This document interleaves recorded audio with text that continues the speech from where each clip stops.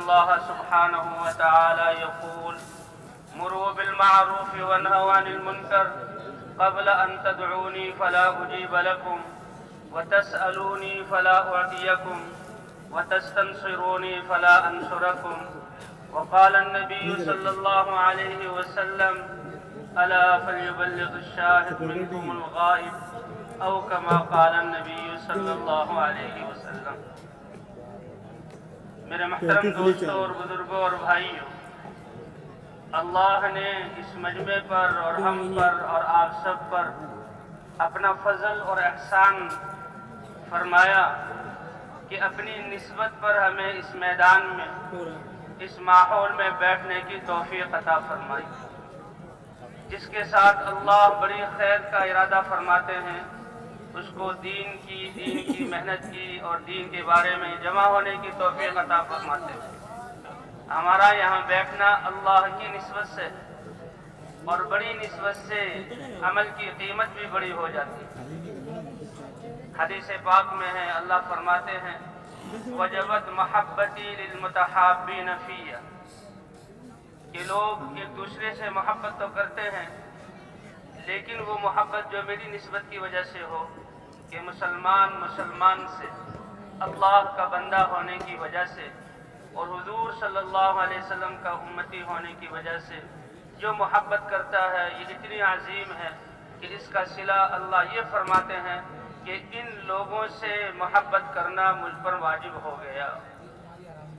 وجبت محبتی للمتحابین فی ووجبت محبتی للمتجالسین فی. اللہ کے لیے ایک ساتھ مل کر بیٹھنے والوں کے واسطے اللہ فرماتے ہیں میری محبت واجب ہو گئی. ووجبت محبتی للمتزاورین فی، جو میری نسبت سے ایک دوسرے سے ملاقات کرتے ہیں تو ان ملاقات کرنے والوں کے لیے میری محبت واجب ہو گئی. اور جو اللہ کا محبوب بن گیا اس کا کتنا اونچا مرتبہ ہے. احادیث میں آتا ہے اللہ جب محبوب بنا لیتے ہیں کسی کو تو جبرائیل علیہ السلام کو بلا کر فرماتے ہیں: اے جبرائیل، میں نے اپنے فلاں بندے سے محبت کی، تو بھی اس سے محبت کر. اور جبرائیل علیہ السلام کو حکم ہوتا ہے کہ آسمان دنیا کے فرشتوں میں اعلان کرو کہ اللہ اپنے فلاں بندے سے محبت کرتے ہیں، تم بھی اس سے محبت کرو. تو یہ محبت آسمانوں سے اترتی ہوئی چھٹے آسمان پر اعلان ہوتا ہے، ساتویں آسمان پر اعلان ہوتا ہے، پانچویں آسمان پر اعلان ہوتا ہے، پھر چوتھے آسمان پر، آسمان دنیا پر اعلان کیا جاتا ہے: اے آسمان دنیا والے فرشتوں، اللہ فلاں اپنے بندے سے محبت کرتے ہیں، تم اس سے محبت کرو. اور یہ فرشتے کتنے ہیں انسانوں کی گنتی میں آ نہیں سکتے، ان کے حسابوں میں آ نہیں سکتے، اس کا کوئی حساب نہیں کر سکتا. اور پھر روئے زمین پر ایسے لوگوں کے لیے اللہ کی طرف سے محبت ڈال دی جاتی ہے. تو اللہ کی نسبت پر ہم جمع ہوئے، اللہ ہی نے ہمیں توفیق عطا فرمائی. یہ اللہ کا بہت بڑا احسان ہے. اور ہمارے جمع ہونے کا مقصد کہ ہمارا اللہ ہم سے راضی ہو جائے. اللہ کا راضی کر لینا، اللہ کی رضا کا حاصل ہو جانا، یہ کائنات میں سب سے بڑی نعمت اور سب سے بڑا انعام ہے کہ اللہ راضی ہو جائے. اور اللہ قرآن پاک میں فرماتے ہیں کہ ایمان اور اعمال والوں سے میں نے قیامت میں جنتوں کا وعدہ کیا جن میں بالا خانے ہوں گے اور ہمیشہ رہنے کے محلات ہوں گے، ان میں باغات ہوں گے، ان کے نیچے نہریں جاری ہوں گی. وَرِضْوَانٌ مِّنَ اللَّهِ اکبر. اور ان لوگوں کے لیے اللہ کی رضا اور اللہ کی رضا کا تھوڑا سا حصہ بھی حاصل ہو جانا یہ جنت کی نعمتوں سے بھی کہیں اونچا ہے. مفسرین نے لکھا ہے کہ ایک تو یہ ہے دنیا، کہ یہ زمین، اس کے اوپر کے خزانے، اس کے اندر جو خزانے ہیں اور جو کچھ اللہ نے اس میں رکھا ہے، جب سے پیدا کیا ہے انسان اس کو استعمال کر رہا ہے اور جب تک استعمال کرے گا. یہ دنیا جس کو دنیا کہا گیا، یہ سورج، چاند، ستارے، ان کی قیمت تو اللہ کے ہاں مچھر کے پر کے برابر بھی نہیں. لو كانت الدنيا تعدل عند الله جناح بعوضة لما سقى منها كافرا شربة ماء. کہ اگر یہ دنیا اللہ کے ہاں مچھر کے دو پروں میں سے ایک پر کے برابر بھی ہوتی تو اللہ اپنے کسی نہ ماننے والے اور نافرمان کو اس سے ایک گھونٹ پانی بھی نہ پلاتا۔ اس دنیا کی کوئی قیمت نہیں، اور اللہ کے رسول صلی اللہ علیہ وسلم نے اپنی امت کو اس دنیا کی قیمت اور حیثیت سمجھا دی کہ اللہ اس کے بنانے والے ہیں، اور اللہ اپنا علم اپنے نبی کو دینے والے ہیں، اور اللہ کا رسول بتا رہا ہے کہ اس دنیا کی قیمت جب سے بنی اور اپنے تمام خزانوں سمیت اللہ کے ہاں مچھر کے پر کے برابر بھی نہیں۔ اور ایک مثال اللہ کے رسول نے یہ سمجھائی کہ مد دنیا فی الآخرۃ الا مثل ما یجعل احدکم اصبعہ فی الیم فلینظر بما یرجع، کہ یہ دنیا جب سے بنی ہے اور جب تک چلے گی، اور اس کی جو خزانے ہیں اور اس کی جو نعمتیں ہیں، آخرت کے مقابلے میں اس کی حیثیت ایسی ہے جیسے کہ تم میں سے کوئی ایک سمندر کے کنارے بیٹھ کر اپنی انگلی کو سمندر میں ڈبوئے اور اس انگلی کے ساتھ جو تری لگ جاتی ہے، تو بتاؤ اس تری کو اس ٹھاٹھے مارتے ہوئے اتنے وسیع سمندر کے مقابلے میں کیا حیثیت ہے؟ کوئی حیثیت نہیں۔ اسی طرح دنیا کی آخرت کے مقابلے میں کوئی حیثیت نہیں۔ تو یہ دنیا کی یہ قیمت ہے۔ اور ایک اللہ نے جنت کی نعمتیں، ایمان اور اعمال جو اصلی سرمایہ ہے انسان کا، اس پر اللہ نے دنیا کے حالات بنانے کا بھی وعدہ کیا، دنیا میں اطمینان دینے کا بھی وعدہ کیا، دنیا میں کامیابی اور عزت دینے کا بھی وعدہ کیا، اور اسی طرح ایمان اور اعمال پر اللہ نے جنت کا وعدہ کیا۔ اور جنت کیسی قیمتی جگہ ہے، لَمَوْضِعُ صَوْتِ أَحَدِكُمْ خَيْرٌ مِّنَ الدُّنْيَا وَمَا فِيهَا، کہ جنت میں ایک روایت کے مطابق تمہارا جو ہنٹر ہے، گھوڑا ہے، اس کی چمڑے کی جگہ ہے، اگر اس کو جنت کی زمین پر ڈالا جائے، اس کے نیچے جو باریک سا زمین کا حصہ آیا ہے، جنت کی اتنی زمین کی قیمت دنیا اور دنیا کے خزانوں سے کہیں زیادہ بہتر ہے۔ اور کہیں آیا ہے کہ ایک بالش کی جگہ جو جنت کی ہے، یہ دنیا اور دنیا کے خزانوں سے کہیں زیادہ بہتر ہے۔ تو دنیا ایسی نعمت والی ہے، اور فرمایا اللہ کا راضی ہو جانا یہ جنت سے بھی زیادہ جہاں قیمتی ہے۔ ایمان اور اعمال والوں کو جب اس اللہ تعالیٰ رات جو ہے جنت عطا فرمائیں گے اور یہ جنت میں چلے جائیں گے، جنت کی ساری نعمتیں، جوانی ملے گی، خوشیاں ملیں گی، حسن ملے گا، اور ان کے لیے رہنے کے محلات سونے اور چاندی کے اور ہیرے جواہرات کے ملیں گے، اور کھانے ملیں گے، ان نعمتوں کو استعمال کریں گے۔ اللہ تعالیٰ فرمائیں گے اے میرے بندو، کیا اس سے بہتر نعمت تمہیں عطا نہ فرماؤں؟ جنت والے حیران ہو کر پوچھیں گے کہ اے اللہ، اس سے بہتر اور کیا نعمت ہو سکتی ہے؟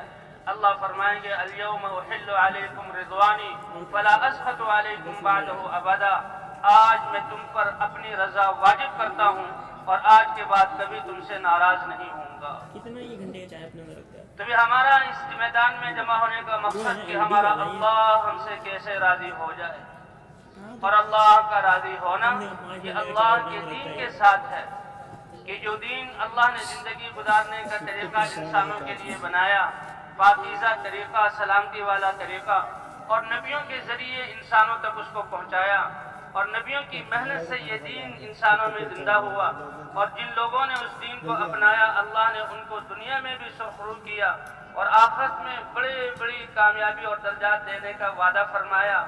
یہ دین اللہ کا زندہ ہو جائے تو اللہ تعالیٰ نے یہاں اس دین میں اللہ نے دنیا اور آخرت کی کامیابی رکھی ہے، اور انبیاء کو اس کی محنت کے لیے بھیجا ہے۔ تو ہمارے یہاں جمع ہونے کا مقصد کہ اللہ کا دین ہماری زندگیوں میں کیسے زندہ ہو جائے، اور حضور صلی اللہ علیہ وسلم کی ختم نبوت کے صدقے اللہ نے یہ محنت اس امت کو دی ہے، تو یہ پوری کی پوری امت اس محنت کو کیسے حضور صلی اللہ علیہ وسلم کے طریقے پر کرنے والی بن جائے۔ تو بھئی اس نسبت پر جمع ہونا، اس میدان میں آنا، یہ اللہ کو راضی کرنے والی چیز ہے اور اللہ کی طرف سے بڑے انعامات دلانے والی چیز ہے۔ تو ہمارا اس میدان میں جمع ہونا، اے اللہ تو نے ہمیں جس مقصد کے لیے دنیا میں بھیجا، انسان بنایا، دین عطا فرمایا، یہ دین ہماری زندگیوں میں زندہ ہو جائے، اور ہمیں حضور صلی اللہ علیہ وسلم کی امت میں بنا کر ہمیں وہ ذمہ داری عطا فرمائی جو آپ نبیوں کو دیا کرتے تھے۔ اے اللہ پوری امت اس محنت پر کھڑی ہو جائے اور دنیا کے ایک ایک انسان کو ہدایت مل جائے۔ اے اللہ ہم اس لیے جمع ہوئے، اس نسبت پر جمع ہونے کی وجہ سے اللہ کی طرف سے کیا انعام کہ ہم جو جمع ہوئے ہیں، یہاں جمع ہونے میں ایک ادنا سی ناگواری اور حقیقی سی مشقت کہ گرد و غبار کا جسموں پر آنا، چلنے پھرنے کی وجہ سے جسم پر غبار پڑ رہا ہے، اور پھر فضاؤں میں ہمارے غبار ہے، یہاں آسمان تلے بیٹھنے کی وجہ سے جسموں پر غبار پڑ رہا ہے، یہ ہلکی سی اس راستے کی ناگواری ہے۔ اس ناگواری کا انعام جو حدیث پاک میں اللہ کے رسول نے فرمایا کہ جو اس مقصد کے لیے ہم اللہ کے راستے میں آئے ہیں اور یہ وقت فارغ کر کے اس میدان میں بیٹھے ہیں، ساری انسانیت کے لیے ہم اللہ کی طرف سے ہدایت کے طالب ہیں، اس کے لیے بیٹھے ہوئے ہیں کہ اللہ کے راستے کی غبار جس جسم پر پڑ جائے تو اللہ تعالیٰ جہنم کی آگ تو بہت دور کی بات ہے، وہ تو درکنار، اللہ جہنم کا دھواں بھی ایسے لوگوں پر حرام فرما دیتے ہیں۔ یہ ہلکی سی ناگواری کا سبب۔ اور ایک حدیث سنی ایک عالم سے کیا کہ قیامت میں جب لوگ اللہ کے میدان محشر میں اللہ کے دربار میں پیش ہوں گے، کچھ لوگوں کے لیے کہا جائے گا کہ ان کے لیے عرش کے سامنے ممبر بچھاؤ، تو وہ ان ممبروں پر بیٹھیں گے تو وہ دیکھیں گے کہ ان کے اور جنت کے درمیان جو ان کے اور اللہ کے عرش کے بیچ میں مشک کے ٹیلے ہیں، اور کچھ دیر بعد اللہ کے عرش کی طرف سے ایک ہوا چلے گی، وہ ان مشک کے ٹیلوں سے ان مشک کو اڑائے گی اور ان کے جسموں پر بکھیرے گی۔ جیسے آج مٹی ہمارے جسم پر پڑ رہی ہے، وہاں اللہ کے عرش کے سامنے نور کے منابر پر یہ بیٹھے ہوئے اللہ کے مہمان، اور وہ مشک ان کے جسموں پر آ کر پڑے گی اور ان کی یہ فضائیں مشک والی ہوں گی، تو وہ فرشتوں سے پوچھیں گے کہ یہ مشک اور یہ اکرام کس وجہ سے؟ تو فرشتے کیا کہیں گے؟ کیا اللہ کے دین کے لیے تم اپنے آپ کو پردیسی بنا کر اللہ کے راستے میں نہیں نکلتے تھے؟ تم میدانوں میں جمع نہیں ہوتے تھے؟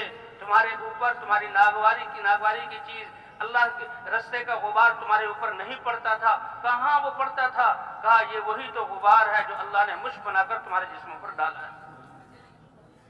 ایک صحابی حضور صلی اللہ علیہ وسلم چل رہے ہیں اور لشکر جا رہا ہے، ایک صحابی نوجوان بڑے نفیس سے نازک طبع وہ الگ جا رہے ہیں، اللہ کے رسول صلی اللہ علیہ وسلم نے ان کو بلایا، کہا کیا بات ہے جماعت سے الگ ہو کے کیوں چل رہے ہو؟ کہ اللہ کے رسول یہ جو اکٹھے چل رہے ہیں تو یہاں گرد و غبار زیادہ اٹھ رہا ہے اور میں اسے ناپسند کرتا ہوں۔ اللہ کے رسول نے فرمایا فلا تعتزلوا، اس گرد و غبار سے تم اپنے آپ کو الگ نہ کرو، اور دلیل بھی دی کہ دنیا میں تو تمہیں یہ گرد و غبار کی صورت میں نظر آ رہا ہے، انہا لضریرۃ لک فی الجنہ، جنت میں تو یہ مشک بنا کر تمہارے اوپر ڈالا جائے گا۔ تو بھئی یہ نسبت بہت اونچی ہے، اللہ کی نسبت پر ہم جمع ہوئے۔ اے اللہ تو نے ہمیں کیوں پیدا کیا اور کس مقصد کے لیے اے اللہ تو نے حضرت محمد صلی اللہ علیہ وسلم کی امت میں بنایا؟ وما خلقت الجن والانس الا لیعبدون، انسان اور جنات، اے آدم کی اولاد انسانوں، تمہیں تو میں نے ایک بہت بڑی شرافت اور کرامت اور عزت کے لیے پیدا کیا کہ تم دنیا میں میرے بندے بن کر رہو گے، میری بندگی کرو گے اور میری چاہت کو تم پورا کرو گے۔ اللہ کی بندگی یہ کائنات کا سب سے بڑا منصب اور سب سے بڑی عزت والی چیز ہے جو اللہ نے انسانوں کو عطا فرمائی ہے۔ وما خلقت الجن والانس الا لیعبدون، یہ دنیا اور اس میں جو کچھ ہے یہ خواہشات کے پوری ہونے کی جگہ نہیں ہے۔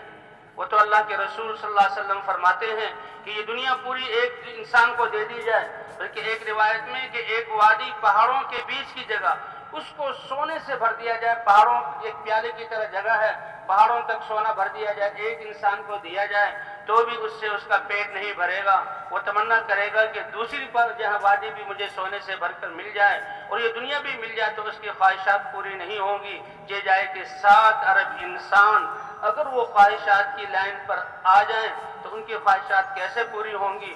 دنیا کو اللہ نے خواہشات پوری کرنے کی جگہ نہیں بنایا، دنیا میں تو اللہ کی عبادت کیا ہے؟ اے اللہ جو تو چاہتا ہے اس تیری چاہت کو پورا کرنے کے لیے تیرے دیے ہوئے جسم اور تیرے دیے ہوئے اعضاء، تیری دی ہوئی صلاحیتیں اور تیری دی ہوئی زندگی کو ہم اے اللہ اس پر لگا دیں گے اور تیری چاہت کو پورا کریں گے۔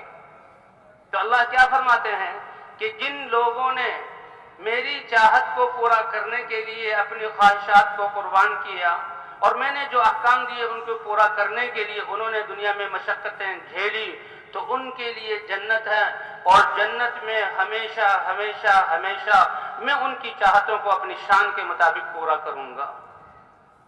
آج انسانیت میں دوڑ لگ گئی ہے کہ میری خواہش پورا ہو جائے، دنیا خواہشات پورا ہونے کی جگہ نہیں ہے۔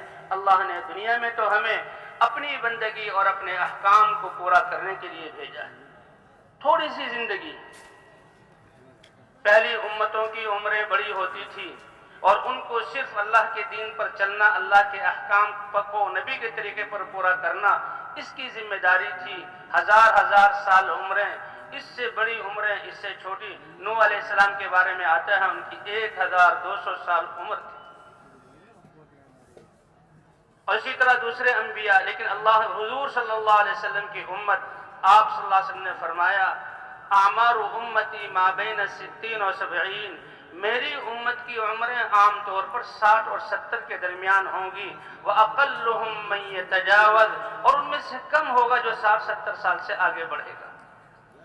لیکن اس امت کو ذمہ داری اللہ کا دین، اللہ کے احکام کو نبی کے طریقے پر پورا کرنا، اللہ جو چاہ رہے ہیں اور عوامل کی صورت میں جو ہمیں یہ دین دیا ہے، اس دین پر چلنا اور اپنی خواہشات کو قربان کرنا، اور اس کے ساتھ ساتھ حضور صلی اللہ علیہ وسلم کی ختم نبوت کے صدقے اللہ نے تو اس امت کو اس دین کے زندہ کرنے کی، دنیا کے تمام انسانوں کو اللہ کے عبادت اور اللہ کی چاہت پر لانے کی محنت کرنا، اللہ نے یہ دو ذمہ داریاں اس امت کو عطا فرمائی۔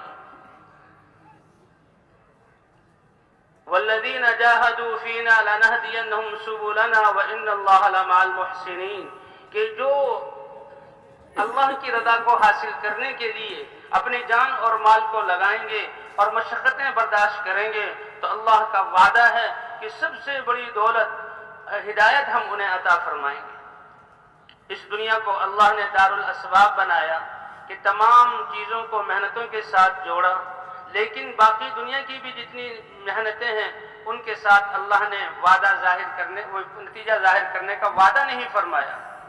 تجارت سے مال ملتا ہے لیکن وعدہ نہیں، زراعت سے غلے ملتے ہیں لیکن وعدہ نہیں، اسی طرح صنعت کاری سے اشیاء ملتی ہیں لیکن وعدہ نہیں۔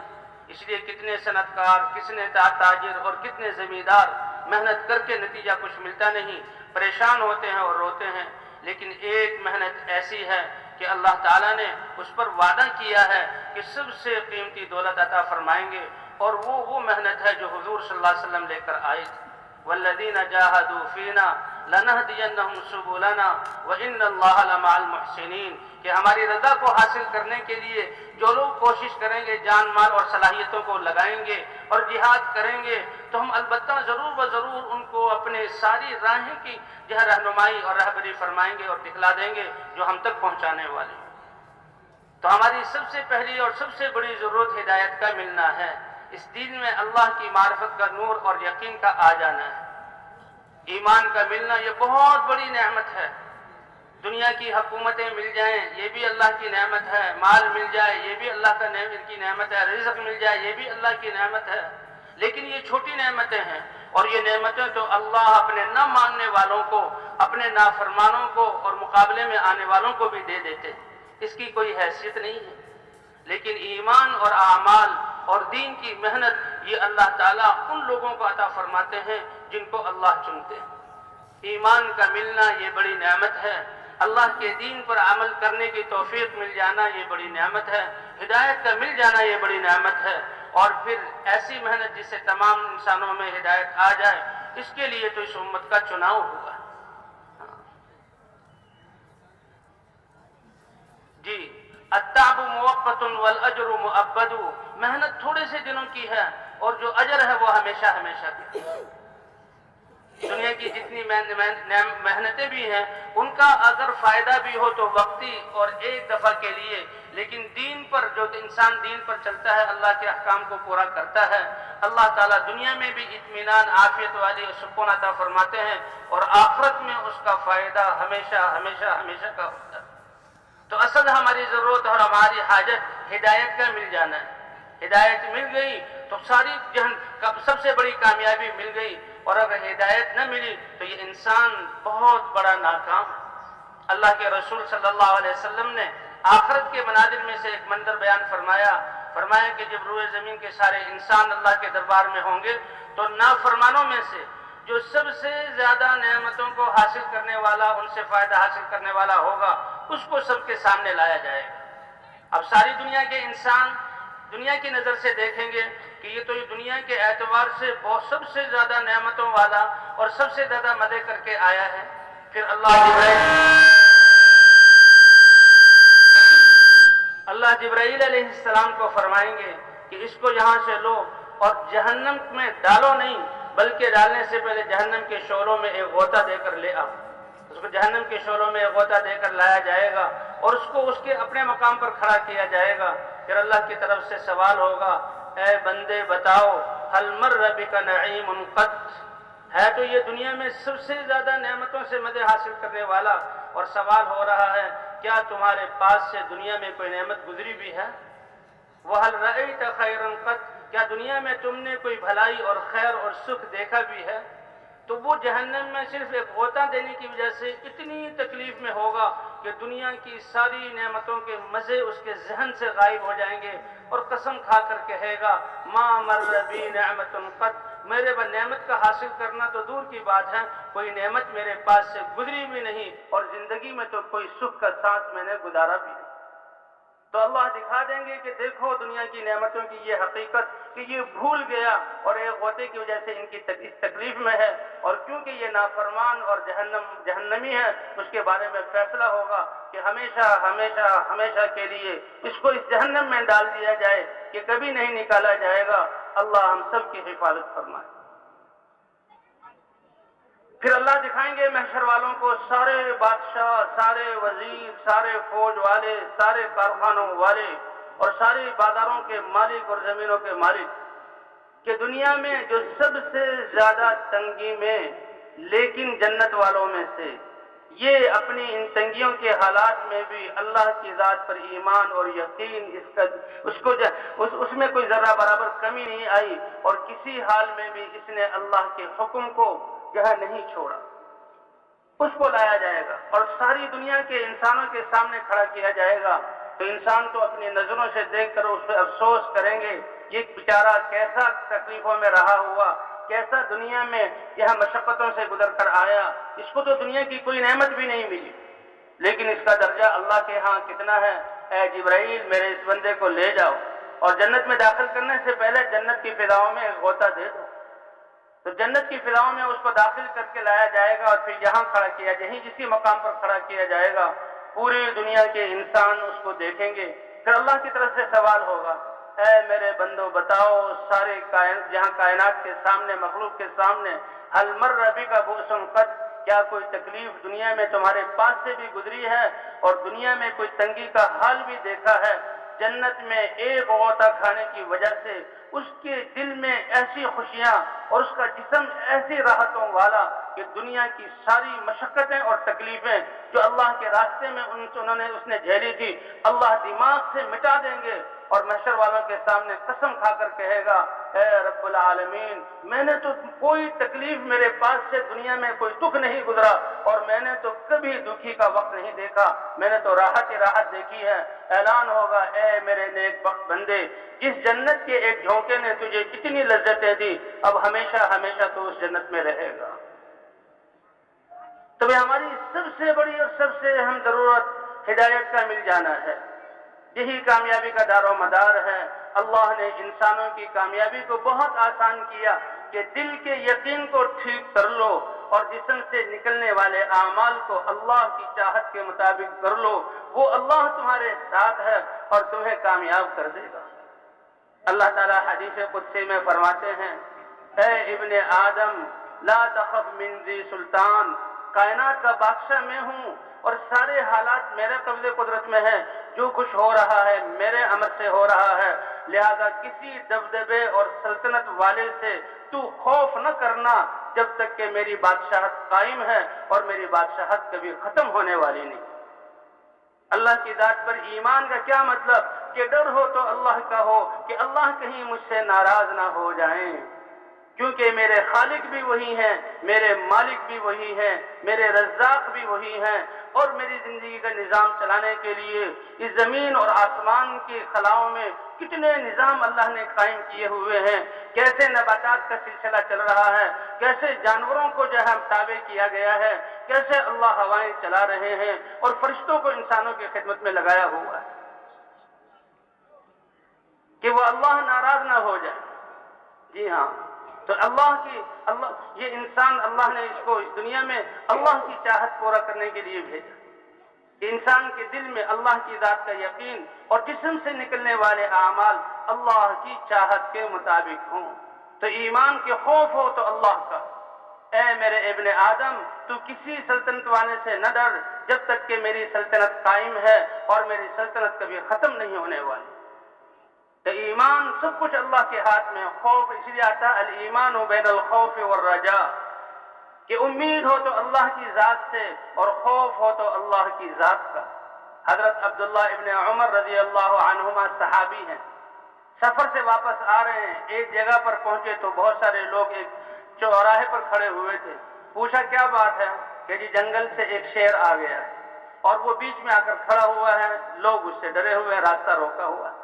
تو یہ آگے بڑھے، اپنی سواری سے اترے اور شیر کے پاس گئے اور اس کے کان کو پکڑ کر اینٹھا اور ملا اور ایک چپت لگائی کہ اگر اللہ نے تجھے حکم دیا ہے کہ ان میں سے کسی کو پھاڑنا ہے تو اللہ کے حکم کو پورا کر، اللہ کا جو امر ہے اس سے تو کوئی ٹال نہیں سکتا، اور اگر اللہ نے تجھے نہیں حکم دیا تو پھر تنگ نہ کر اور چپت لگا کر کے راستہ چھوڑ دے۔ وہ شیر نے دم دبائی اور نکل گیا باہر اور راستہ خالی ہو گیا، اور پھر فرمایا کہ انما سلط علی ابن آدم ما خافہ ابن آدم، یہ ابن آدم انسان اتنی بڑی عظمت والا ہے کہ اگر اس کے دل میں صرف اللہ کا خوف ہو، باقی سارے ڈر یہ نکال دے تو کائنات کی کوئی چیز اس کو دبا نہیں سکتی۔ یہ دل اللہ کی ذات پر ایمان، اللہ کی محبت، اللہ سے امید، اللہ کی ذات کا خوف اس کے لیے بنایا گیا ہے۔ جب یہ انسان اللہ کے خوف کو نکال کر چیزوں کا خوف اور تاثر پیدا کرتا ہے تو ان چیزوں کو اس پر مسلط کر دیا جاتا ہے۔ ان لم یخف الا اللہ لم یسلط علیہ غیرہ، اگر یہ صرف اللہ ہی سے ڈرے تو اللہ اس کے اوپر کسی مخلوق کو غالب نہ آنے دے اور کسی کو مسلط نہ کرے۔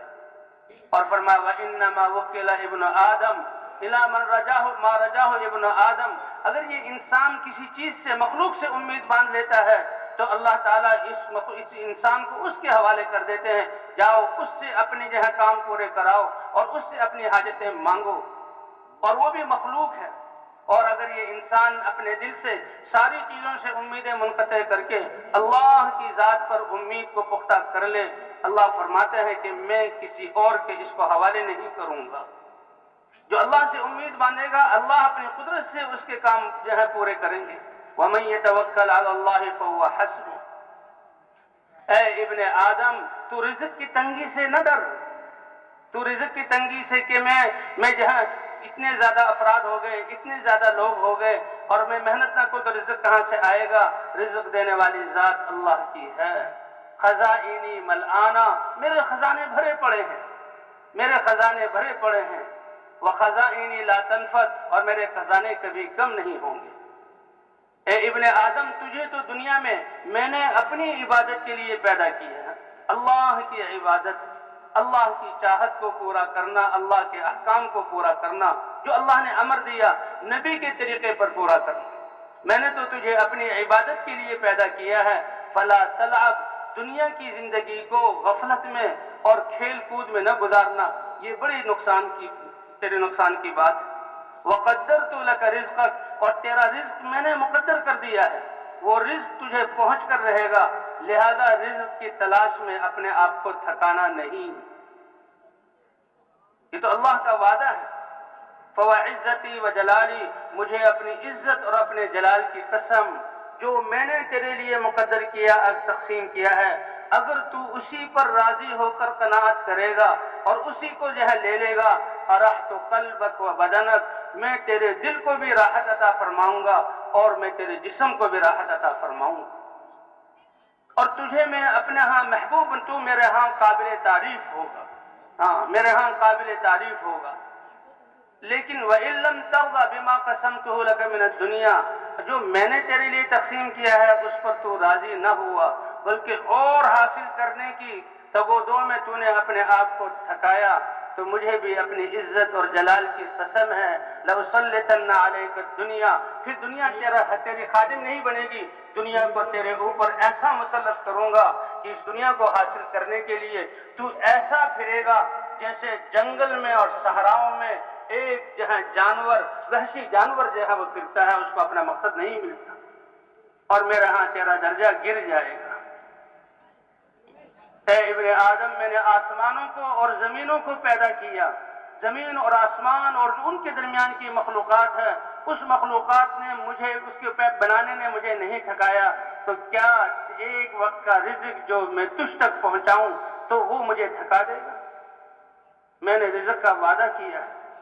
دیکھو میں نے تجھ سے کل کے عمل کا مطالبہ نہیں کیا، میں مطالبہ کرتا ہوں کہ تم مجھے پہچان کر جو اس حال میں میرا حکم ہے اس کو نبی کے طریقے پر پورا کر لو، تو بھی مجھ سے کل کے رزق کا مطالبہ نہ کر. ہاں میں نے تجھ سے کل کے عمل کا مطالبہ نہیں کیا. اے ابن آدم، میں تجھ سے محبت کرتا ہوں، اور میرے رب اور میرے خالق اور مالک اور رزاق ہونے کا واسطہ تو بھی مجھ سے محبت کا اظہار کر. اے اللہ، ہم تجھ سے محبت کرتے ہیں. والذین آمنوا اشد حبا للہ، اللہ فرماتے ہیں کہ جن کے دل میں اللہ کی ذات کا ایمان ہے تو ان کے دل میں تو سب سے زیادہ جو محبت ہو، ساتوں زمین اور آسمان سے زیادہ قیمتی ہے. سب سے زیادہ کمائی یہ مسلمان ایمان کی حالت میں جو اعمال کرتا ہے، سب سے زیادہ، اس سے زیادہ کوئی کمائی کرنے والا نہیں ہے. راستہ بتانے کے لیے من عمل صالحا من ذکر او انثى وهو مؤمن، ایمان کی حالت میں مرد ہو یا عورت ہو نیکی کرے، اللہ کا حکم بجا لائے، تو اللہ کا وعدہ ہے دنیا اور آخرت بنائیں گے. لیکن انسان جب ایمان اور اعمال پر آتا ہے اللہ اس کی آخرت بناتے ہیں، وہ اپنی آخرت کا سرمایہ جمع کر رہا ہے، اس کے لیے جنت بن رہی ہے اور اس کو متعین کیا جا رہا ہے، اس میں نعمتوں کا اضافہ کیا جا رہا ہے. اصل ٹھکانہ وہ ہے، اور جس کی جنت بنتی ہے اللہ اس کی دنیا کو بھی جنت کے نمونے کا امن والا، عافیت والا بنا دیتے ہیں. بننا یہ نہیں کہ دنیا کی زیب و زینت اور اسباب اس میں جمع ہو جائیں، نہیں، اطمینان، امن، عافیت، محبت. تو انسان کے اعمال کے ذریعے اس کی آخرت بنتی ہے، اور آخرت کے نتیجے میں اللہ اس کی دنیا کو بھی بنا دیتے ہیں. اور اگر خدا نہ خواستہ یہ انسان اپنی زندگی کے سرمایے کو اور اس کی قیمتی ہونے کو اور سانسوں کی قیمت کو نہیں سمجھتا، خواہشات اور نافرمانی پر لگتا ہے، تو اس کی آخرت بگڑتی ہے. اور اگر جب آخرت بگڑتی ہے تو اللہ اس کی دنیا بھی بگاڑ دیتے ہیں. نقش جاہے جتنے بھی اور ہر وقت یہ اعمال کر رہا ہے. اب یہ اتنے مجمع کا اس میدان میں ایسے جمع ہونا، بیٹھنا، ان کا آنا، اس پر اللہ کیا دیں گے؟ آتے ہوئے یہاں بھی آ کر کتنا غبار پڑا، جی ہاں، اور پھر کتنے قدم چلے، اور کیسے ان کے پیسے خرچ کیے، اور کیسے مشقتیں آئیں، کھانا پینا آگے پیچھے ہوا، اور ساری چیزوں کو چھوڑ کر یہ یہاں جمع ہوئے.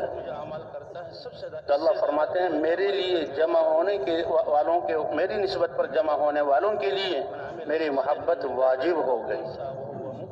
میرے لیے آپس میں بیٹھنے والوں کے لیے میری محبت واجب ہو گئی. میرے لیے، میری نسبت پر ایک دوسرے سے ملاقات کرنے والوں کے لیے میری محبت واجب ہو گئی. اور عرش کے نیچے جبکہ سارے انسان اور کافر تو اس کے لیے جنت بن رہی، سب انشاء اللہ کا جلال اور محشر کا میدان. جی ہاں، وَتَرَى النَّاسَ سُكَارَىٰ وَمَا هُمْ بِسُكَارَىٰ وَلَٰكِنْ عَذَابَ اللَّهِ شَدِيدٌ.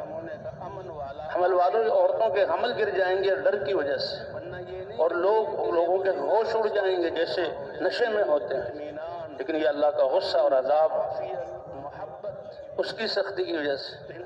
فرمایا کچھ لوگ ایسے ہوں گے جن کو اللہ اپنے عرش کے سائے کے نیچے جگہ دیں گے، اور ان میں سے وہ تو مسلمان بھی ہوں گے جن کا ملنا اور جدا ہونا اللہ کے لیے. جی ہاں، اجتماع للہ، اللہ کے لیے جمع ہوتے ہوں اور اللہ کے لیے جدا ہوتے ہیں.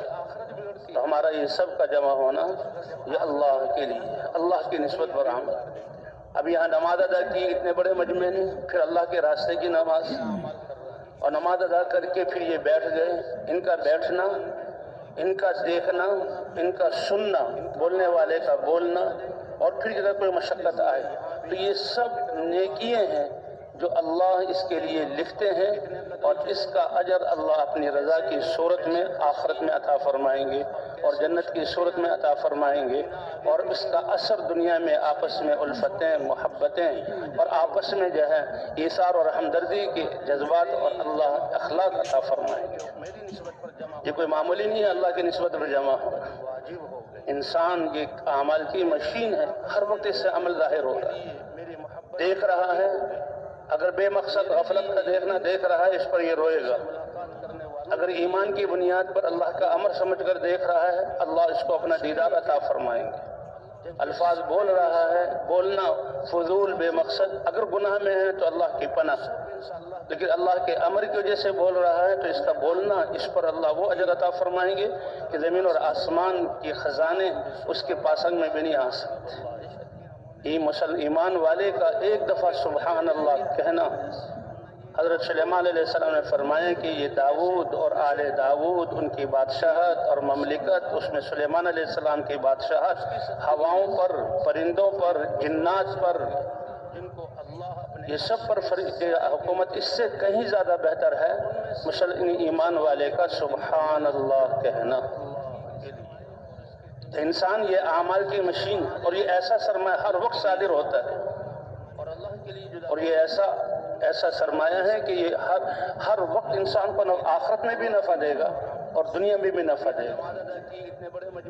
ایسا سرمایہ جس پر کوئی کسٹم نہیں، کسی بارڈر پر کوئی ان اعمال کو روک نہیں سکتا۔ انسان اپنے ایمان، جتنا اونچا ایمان ہوگا اللہ کی مدد اس کے بقدر ہوگی، اور اس کی نمازیں، اس کا ذکر ہر وقت عمل میں، جو اللہ اس کے لیے لیکن ناشکری پر حضور صلی اللہ علیہ وسلم، اللہ تعالیٰ نے قرآن پاک میں فرمایا، کیا آپ نے نہیں دیکھا؟ اللہ مثال بیان کر رہے ہیں ایک ایسے شہر کی جو بڑا امن والا تھا، اطمینان والا تھا، اور اللہ تعالیٰ باوجود وہاں کچھ بھی نہیں ہوتا، چاروں طرف سے کھلا ڈولا رزق ان کے پاس آ رہا تھا۔ پھر اللہ نے ان پر اور احسان کیا تو انہوں نے اللہ کی نعمتوں کی ناشکری کی، اللہ نے ساری نعمتیں چھین کر بھوک اور جو ہے بھوک کا لباس ان پر جو ہے ان کو اڑا دیا، اور بھوک ان پر غالب کر دیا، جی، اور خوف اللہ نے ان پر بھیج دیا۔ اور یہ مکہ مکرمہ کے بارے میں کہ حضور صلی اللہ علیہ وسلم جو سارے انسانوں کے لیے اللہ کا دین لے کر آئے، جب مکے والوں نے ناقدری کی تو اللہ فرما رہے ہیں کیسے اس ناقدری پر نعمتیں چھین گئی۔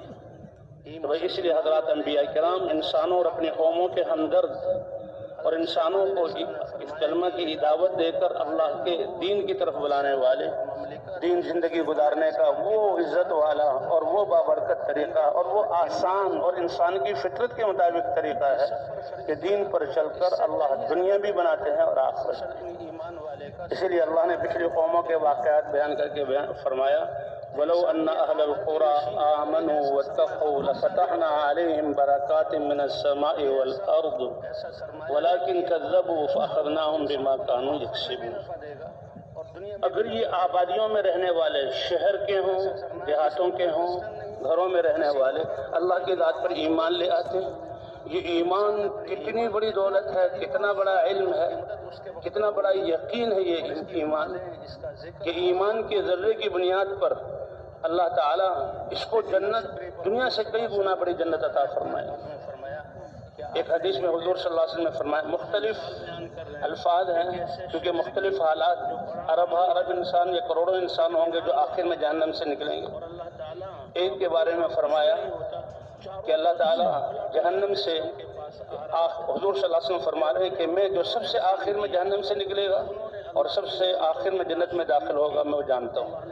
ان میں سے ایک شخص وہ ہوگا کہ اللہ تعالیٰ اس کے ایمان کی وجہ سے جہنم سے باہر نکالیں گے تو کہے گا الحمدللہ، تمام تعریفیں اللہ کے لیے ہیں، اے جہنم تجھ سے اللہ نے مجھے پناہ عطا فرمائی اور چھٹکارا نصیب فرمایا اور میں نکل آیا۔ اور وہ سمجھے گا کہ کائنات کا سب سے خوش قسمت انسان میں ہوں، لیکن اس کا چہرہ آگ کی طرف ہوگا، وہ آگ کی تپش کو محسوس کرے گا جہنم سے باہر، اور اس میں اس کو تکلیف ہوگی، تو اللہ سے دعا کرے گا، اے اللہ اس چہرے کو میرے جہنم سے پھیر دے، تاکہ یہ دیکھ کر اور اس کی جو گرمی سے مجھے تکلیف ہو رہی، اللہ اس کا چہرہ پھیر دیں گے، تو چہرہ جو پھیرے گا جنت کی طرف۔ ایک اور روایت میں آتا ہے اس کے لیے ایک درخت سامنے لایا جائے گا، اور وہ درخت کو دیکھے گا تو تمنا کرے گا کاش میں اس کی سائے میں چلا جاؤں، تو اللہ سے دعا کرے گا، اے اللہ آپ نے جہنم سے تو نکال دیا، اس کے عذاب سے مجھے نجات دی، بہت بڑا احسان کیا، مجھے اس درخت تک پہنچا دی۔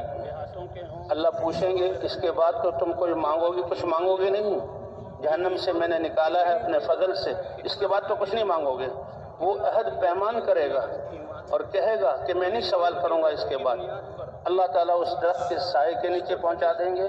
اب جب اس درخت کے سائے میں آئے گا اور وہاں ایک چشمہ ہوگا، اس سے پانی پیے گا، اور پانی پی کر اس کو مزہ آئے گا، تو اس کو احساس ہوگا کہ میں نے تو اللہ سے وعدہ کیا ہے کہ میں کچھ نہیں مانگوں گا۔ کافی عرصہ وہ خاموش رہے گا، لیکن خاموش رہنے کے بعد اس کو اس سے آگے اس سے بھی ایک خوبصورت درخت نظر آئے گا، اور وہ اس درخت کو دیکھ کر پھر اللہ کو پتہ ہے کہ میرے بندے نے مجھ سے مانگنا ہے، جس چیز سے اس کو صبر نہیں، کیسے نہیں مانگے گا، حالانکہ مجھ سے وعدہ کیا ہے، اللہ کو پتہ ہے۔ اس درخت کو دیکھ کر بہت عرصے کے بعد، کیونکہ وعدہ کیا تھا نہیں مانگوں گا، پھر یہ مانگے گا۔ اللہ تعالیٰ نے فرمائیں گے تم نے کہا نہیں تھا میں نہیں مانگوں، اے اللہ بس یہ ایک تمنا اور ہے، اس کو پورا کر دیں، تو پھر اللہ اپنے فضل سے کہیں گے تم کتنے وعدوں کو بھول جانے والے ہو، ابھی وعدہ کیا تھا بھول گئے، اب مانگ رہے، چلو میں تمہارے عذر کو قبول کرتا ہوں کہ تم نے وعدہ خلافی کی اس درخت کے نیچے، اب اس درخت کے سایہ، اس کا حسن، خوبصورتی، اس کے نیچے کا پانی پہلے سے بھی اچھا ہوگا، وہاں پہنچ کر اللہ کا شکر ادا کرے گا اور بہت عرصے خاموش رہے گا، اور یہ سارا نظام اللہ کی طرف سے چل رہا ہے، اور اللہ کر رہے ہیں اس کے ایمان کی وجہ سے۔ حدیث میں حضور صلی اللہ علیہ وسلم فرما رہے ہیں کہ اللہ اس کے سامنے ایک تیسرا درخت ظاہر کریں گے جو جنت کے قریب ہوگا اور پچھلے درختوں سے اور زیادہ خوبصورت ہوگا۔ وہ کیا حسن ہوگا ہم اس کا تصور بھی نہیں کر سکتے۔ اس کے پاس جب پہنچے گا تو اور زیادہ راحت ہوگی، اس کا پانی پیے گا اور زیادہ اس کو مزہ آئے گا، اور اس کو یاد ہوگا کہ اللہ نے مجھ سے بہت عہد و پیمان لیا تھا، وہ خاموش رہے گا۔ اللہ جانتے ہیں کہ یہ بندہ بے صبرہ ہے اور اس چیز سے اس کو صبر نہیں ہے، ضرور مانگے گا، تو کچھ جب اچھا جنت سامنے آ جائے گی تیسرے درخت کے بعد، اللہ فرمائیں گے ہاں، پھر اللہ سے مانگے گا، اے اللہ آپ نے اتنا احسان کیا، بس جنت کے سامنے مجھے کر دے، جنت کی طرف مجھے آگے کر دے۔ اللہ فرمائیں گے اپنے وعدوں کو بھول گیا، ابھی تو وعدہ کیا تھا کہ میں کچھ نہیں مانگوں گا، پھر مانگتے ہو، تو اللہ اس کے جنت کے قریب کر دیں گے۔ اب جنت کے مناظر کو دیکھ کر وہ اور بے چین ہو جائے گا، اور جنت کی نعمتیں، جنت والوں کے مزے، پھر کہے گا اے اللہ مجھے جنت میں داخل کر دے۔ اللہ پھر فرمائیں گے تم نے عہد و پیمان کیا تھا، پھر تم بھول گئے، کتنا جلدی تم اپنے عہد و پیمان کو بھول جاتے ہو۔ تو جب وہ جنت کو دیکھے گا اللہ فرمائیں گے، بہت ساری روایتیں اور ہر شخص کے لیے الگ الگ حالات ہیں، ایک میں یہ بھی ہے کہ جو ہے تم نے جنت کو دیکھا، تم دنیا کے بادشاہوں میں سے کسی ایک بادشاہ کے ملک کی طرح تم مجھ سے مانگو، تو وہ تمنا کرے گا اور اپنے علم کے مطابق اللہ سے مانگے گا۔ جب مانگے گا اللہ فرمائیں گے کہ وہ ایک بادشاہ کی حکومت تو کیا، میں 5 حکومتوں کے برابر تمہیں جنت کی جگہ دیتا ہوں، پہلے سے بھی اچھا ہوگا۔ اور پھر جب وہ دی جائے گی اللہ فرماتے ہیں وہ، اور ایک روایت میں اس کے 10 گنا، اور ایک روایت میں دنیا اور دنیا سے 10 گنا بڑی جنت دیتا ہوں اس ایمان کے بدلے میں جو تمہارے دل میں تھا، جس کو تم لے کر آئے ہو۔ تو یہ ایمان اتنی قیمتی دولت ہے۔ ایک روایت میں آتا ہے جب جنت کے میں داخل کیے جانے لگے گا تو اللہ فرمائیں گے میں 10 گنا بڑی جنت دے رہا ہوں، اور اس کے خیال میں ڈالا جائے گا جنت کھچا کھچ بھری ہوئی ہے، وہاں تو بہت زیادہ رش ہے، وہاں تو پاؤں رکھنے کی جگہ نہیں۔ اللہ فرمائیں گے 10 گنا تو کیا کہے گا؟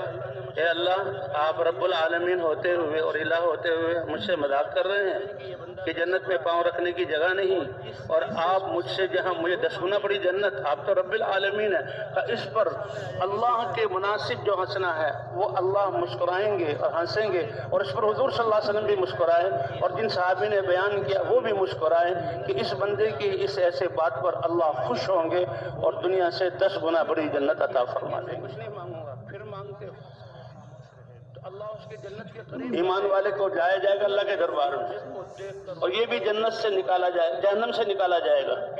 اللہ فرمائیں گے میرے اس بندے کے سامنے اس کے چھوٹے گناہ پیش کرو، فرشتے پیش کریں گے اس کے چھوٹے گناہوں کو، چھوٹے گناہوں کو دیکھ کر اللہ پوچھیں گے اس کی میں سے کسی کو جھٹلاتے ہو؟ تو کہے گا نہیں، سچ بولے گا، اے اللہ یہ تو میں نے گناہ کیے ہیں۔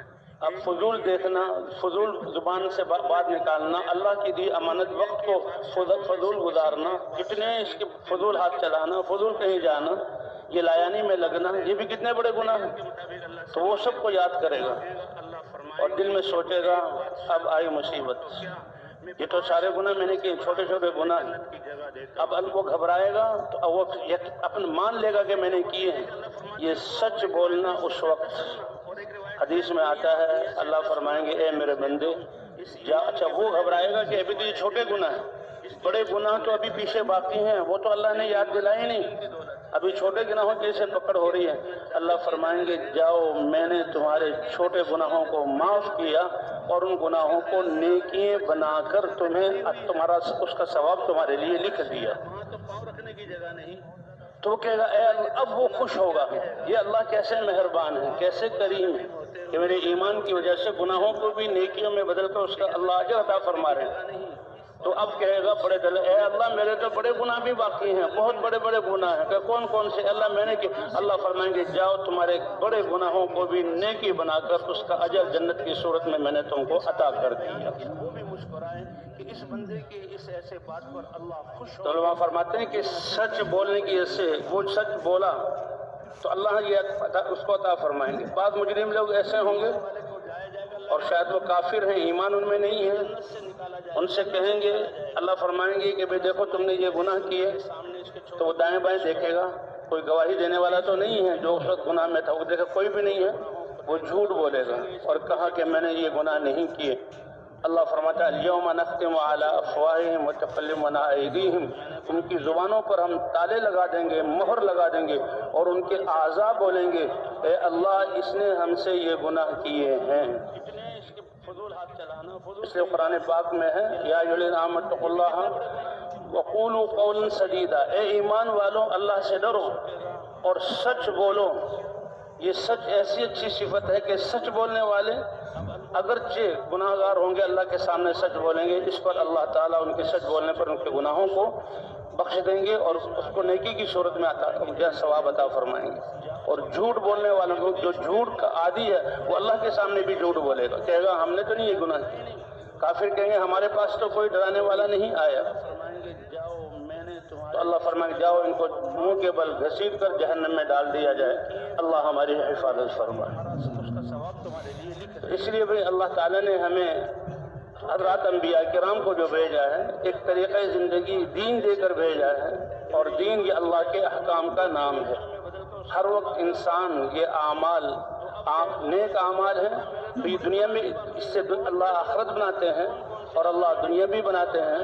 خدا نہ خواستہ اگر نافرمانی والے اعمال ہیں تو اللہ تعالیٰ پھر اگر معاف نہ کریں تو دنیا بھی آخرت بھی بگڑتی ہے اور دنیا بھی بگڑتی ہے۔ حدیث پاک میں آتا ہے کہ انسان کی نیت اور ارادہ، من ہم بحسنۃ، ایک انسان دل میں خیال آیا نیکی کا اور اس نے اس خیال کو جمایا کہ میں نے یہ نیکی کرنی ہے اور ابھی نیکی کی نہیں، تو اسی وقت اس کے لیے ایک نیکی لکھ دی جاتی ہے، ایک نیکی لکھ دی جاتی ہے کہ میرے بندے نے نیکی کا ارادہ کیا، جو خیال اس میں جمع ابھی کی نہیں ہے تو ایک نیکی لکھ دی جائے، اور جب وہ اس نیکی کو کر لے گا تو اللہ فرماتے ہیں میری دین یہ ہے کہ اس بندے کو ایک نیکی کے بدلے میں کم از کم 10 نیکیوں کے برابر اجر عطا فرماؤں گا۔ اس جہاں حضور صلی اللہ علیہ وسلم کو لیلۃ المعراج میں اللہ کے دربار میں حاضری ہوئی، موسیٰ علیہ السلام اور انبیاء سے ملاقات کر کے اللہ کے دربار میں پہنچے، اللہ نے اس امت کے لیے کیا عطا کیا؟ 50 نمازیں، کیونکہ انسان کو تو دنیا میں بھیجنے کا مقصد ہی عبادت ہے، اور عبادت کیا؟ ہر آن ہر گھڑی وہ اللہ جو خالق ہے، مالک ہے، رزاق ہے، حفاظت کرنے والا ہے، نعمتیں دینے والا ہے، سب کچھ اسی کا ہے، اسی نے ساری کائنات کو مسخر کیا، اس کا کیا حکم ہے اور اس کو نبی کے طریقے پر ماننا، یہ ہر وقت عبادت۔ تو 50 نمازوں کا حکم دیا، اب 50 نمازیں امت پڑھے تو بتائیں باقی 3 دنوں کا وقت ملے گا، اور جہاں اللہ نے اپنی عبادت کا حکم دیا تو فوراً یہی خیال کہ اللہ کی ماننا ضروری، جب ہم اس کی عبادت میں لگیں گے تو رزق کا مسئلہ کیا ہوگا؟ تو اللہ فرماتے ہیں ما اريد منهم من رزق وما اريد ان يطعمون ان اللہ هو الرزاق ذو القوة المتین۔ یہ تو اللہ کی عبادت میں لگیں گے، اور رزق دینے والی ذات کون سی ہے؟ اللہ کی ہے۔ اگر معاف نہ کریں تو 50 نمازیں ملی، اور موسیٰ علیہ السلام کے ملاقات پر کہا کم کرواؤ، 9 دفعہ واپس حضور صلی اللہ علیہ وسلم اللہ کے دربار میں حاضر ہوئے، ہر دفعہ اللہ نے 50 نمازیں کم کی، اور 9 کے بعد 5 نمازیں رہ گئی۔ حضرت موسیٰ علیہ السلام نے فرمایا اور کم کروا لو، میں نے امت کو آزمایا ہوا ہے، یہ 5 بھی نہ ادا کر سکے۔ اللہ کے رسول صلی اللہ علیہ وسلم نے فرمایا مجھے شرم آتی ہے کہ 5 سے کم کرواؤں، 24 گھنٹے میں میری امت 5 تو نمازیں ادا کرے گی۔ اللہ کے رسول نے 5 نمازوں کو قبول کیا، اور تو اللہ کی طرف سے اعلان ہوا اے میرے نبی آپ کی یہ امت 5 نمازیں پڑھیں گی اور ثواب میں 50 نمازوں کا عطا کروں گا۔ اور اسی کے ساتھ یہ ہے کہ جو ان میں سے نیکی کا ارادہ کر لے گا کہ میں نے کرنی ہے تو اس ارادے پر اللہ، اس نیت پر اللہ ایک نیکی عطا فرمائیں گے، اور اگر اس کو عمل میں لے آئے گا تو کم از کم اللہ کی طرف سے 10 نیکیوں کے بقدر اس کو اجر ملے گا۔ اور ایک روایت میں من ہم بسیئۃ، برائی کا ارادہ کیا لیکن روک لیا، برائی کا ارادہ کیا اور برائی کر لی، تو اللہ فرماتے ہیں کہ اس کو ایک ہی برائی لکھا جائے گا۔ اور دوسری روایت میں آتا ہے برائی کا ارادہ کیا لیکن بعد میں ایمان کے جذبے سے خیال آیا کہ اللہ کی نافرمانی تو بڑی نقصان دینے والی چیز ہے، اس لیے میں اس گناہ سے بچتا ہوں، تو اللہ کے در سے اگر اس کو چھوڑ دیا تو اس پر بھی اللہ ایک نیکی لکھ دیں گے۔ اس لیے بھئی اللہ نے یہ زندگی جو دی ہے آخرت کا سرمایہ بنانے کے لیے، اور یہ دین جو دیا ہے اس پر وعدہ ہے کہ اگر بستیے والے ایمان والے ہوتے اور تقوی والی زندگی اختیار کرتے کہ اللہ کیا چاہتے ہیں، اللہ کے احکام کو نبیوں کے طریقے پر بجا لانا جیسے اللہ چاہتے ہیں، اور اپنی زندگیوں کو گناہوں سے بچانا تقوی اختیار کر لیتے تو ہم زمین اور آسمان کی برکتوں کے دروازے ان کے لیے کھول دیتے۔ اسی لیے حضرات انبیاء کرام کی محنت، جب نبی محنت فرماتے تھے انسانوں کی زندگی بنانے کے لیے، اللہ نے حضرات انبیاء کرام کی دعوت والی محنت اور تبلیغ والی محنت اسی کو ذریعہ بنایا، اور اسی پر اللہ تعالی ہدایت کو زندہ فرماتے تھے، لوگ ہدایت پر آتے اور اس پر فیصلے ہوتے تھے باطل والوں کے بچنے کے۔ اس لیے حضرات انبیاء کرام قوموں کے پاس آ کر نوح علیہ السلام نے 950 سال دعوت دی، ان کی عمر 1200 سال، 950 سال تو یہ قوم کے طوفان میں غرق ہونے سے یہ پہلے کے ہیں، اور ان کی عمر 1200 سال تھی۔ اسی طرح تمام انبیاء کرام آئے اور نبیوں نے اپنی امتوں کو ان کی محنت کے ذریعے ایمان آیا اور اپنی امتوں کو اللہ کی طرف بلایا، اللہ کا دین سکھلایا اور اس پر چلایا، اور دین والوں پر فیصلے ہوئے اور اللہ نے باطل کو ختم کیا۔ قوم نوح جو 950 سال تک نوح علیہ السلام کی تکذیب کر رہی ہیں، مذاق اڑا رہی ہیں، اللہ نے روئے زمین کو پاک کر دیا۔ قوم عاد آئی اس کے بعد کہ جس کا ذکر اللہ فرماتے ہیں التی لم یخلق مثلها فی البلاد، ایسی طاقتور قوم اللہ فرماتے ہیں کہ پہلے اور بعد میں ان کی طرح روئے زمین پر بڑے جسم والا ہم نے پیدا نہیں کیا۔ اب جو اللہ نے طاقت کی نعمت دی اسی کے مطابق وہ پہاڑوں کو تراشتے تھے، اسی کے مطابق اپنی حویلیاں بڑی بڑی بناتے تھے، اسی کے مطابق زندگیاں ان کی آتا ہے روایات میں 800-900 سال ہوتی تھی، دنیا کے نقشے بناتے ہیں۔ فرمایا اگر اپنے رب کو پہچان کر اللہ کے احکام پر چلتے تو اللہ پکڑ کے بجائے ان پر اپنی اور نعمتیں دنیا میں دے دیتے، ان کی زندگی کو امن والا بنا دیتے، اور جنت موت کے بعد آخرت میں اللہ ان کو جنت عطا فرماتے۔ لیکن یہ انسان ایسا ناشکرا ہے اور انسان ایسا بھول جانے والا ہے، ان نے ظلم برپا کیا اور زمین کو گناہوں سے بھر دیا اور زمین کی فضاؤں کو بدبودار کیا۔ اللہ نے پکڑا نہیں، ہود علیہ السلام کو بھیجا ان کی اصلاح کے لیے۔ ہود علیہ السلام نے آ کر سالوں ان کو دعوت دی، چند لوگ ایمان لائے تو نبی کی دعوت پر ایمان وجود میں آیا، دین وجود میں آیا، کچھ لوگ اچھے بنے، ان کی زندگی اچھی تھی، ہود علیہ السلام ساتھ ہے، اور ان پر فیصلہ ہوا کہ اب دلیل پوری ہو گئی، حجت تام ہو گئی، اب باطل والوں کو زمین پر نہیں رہنے دینا۔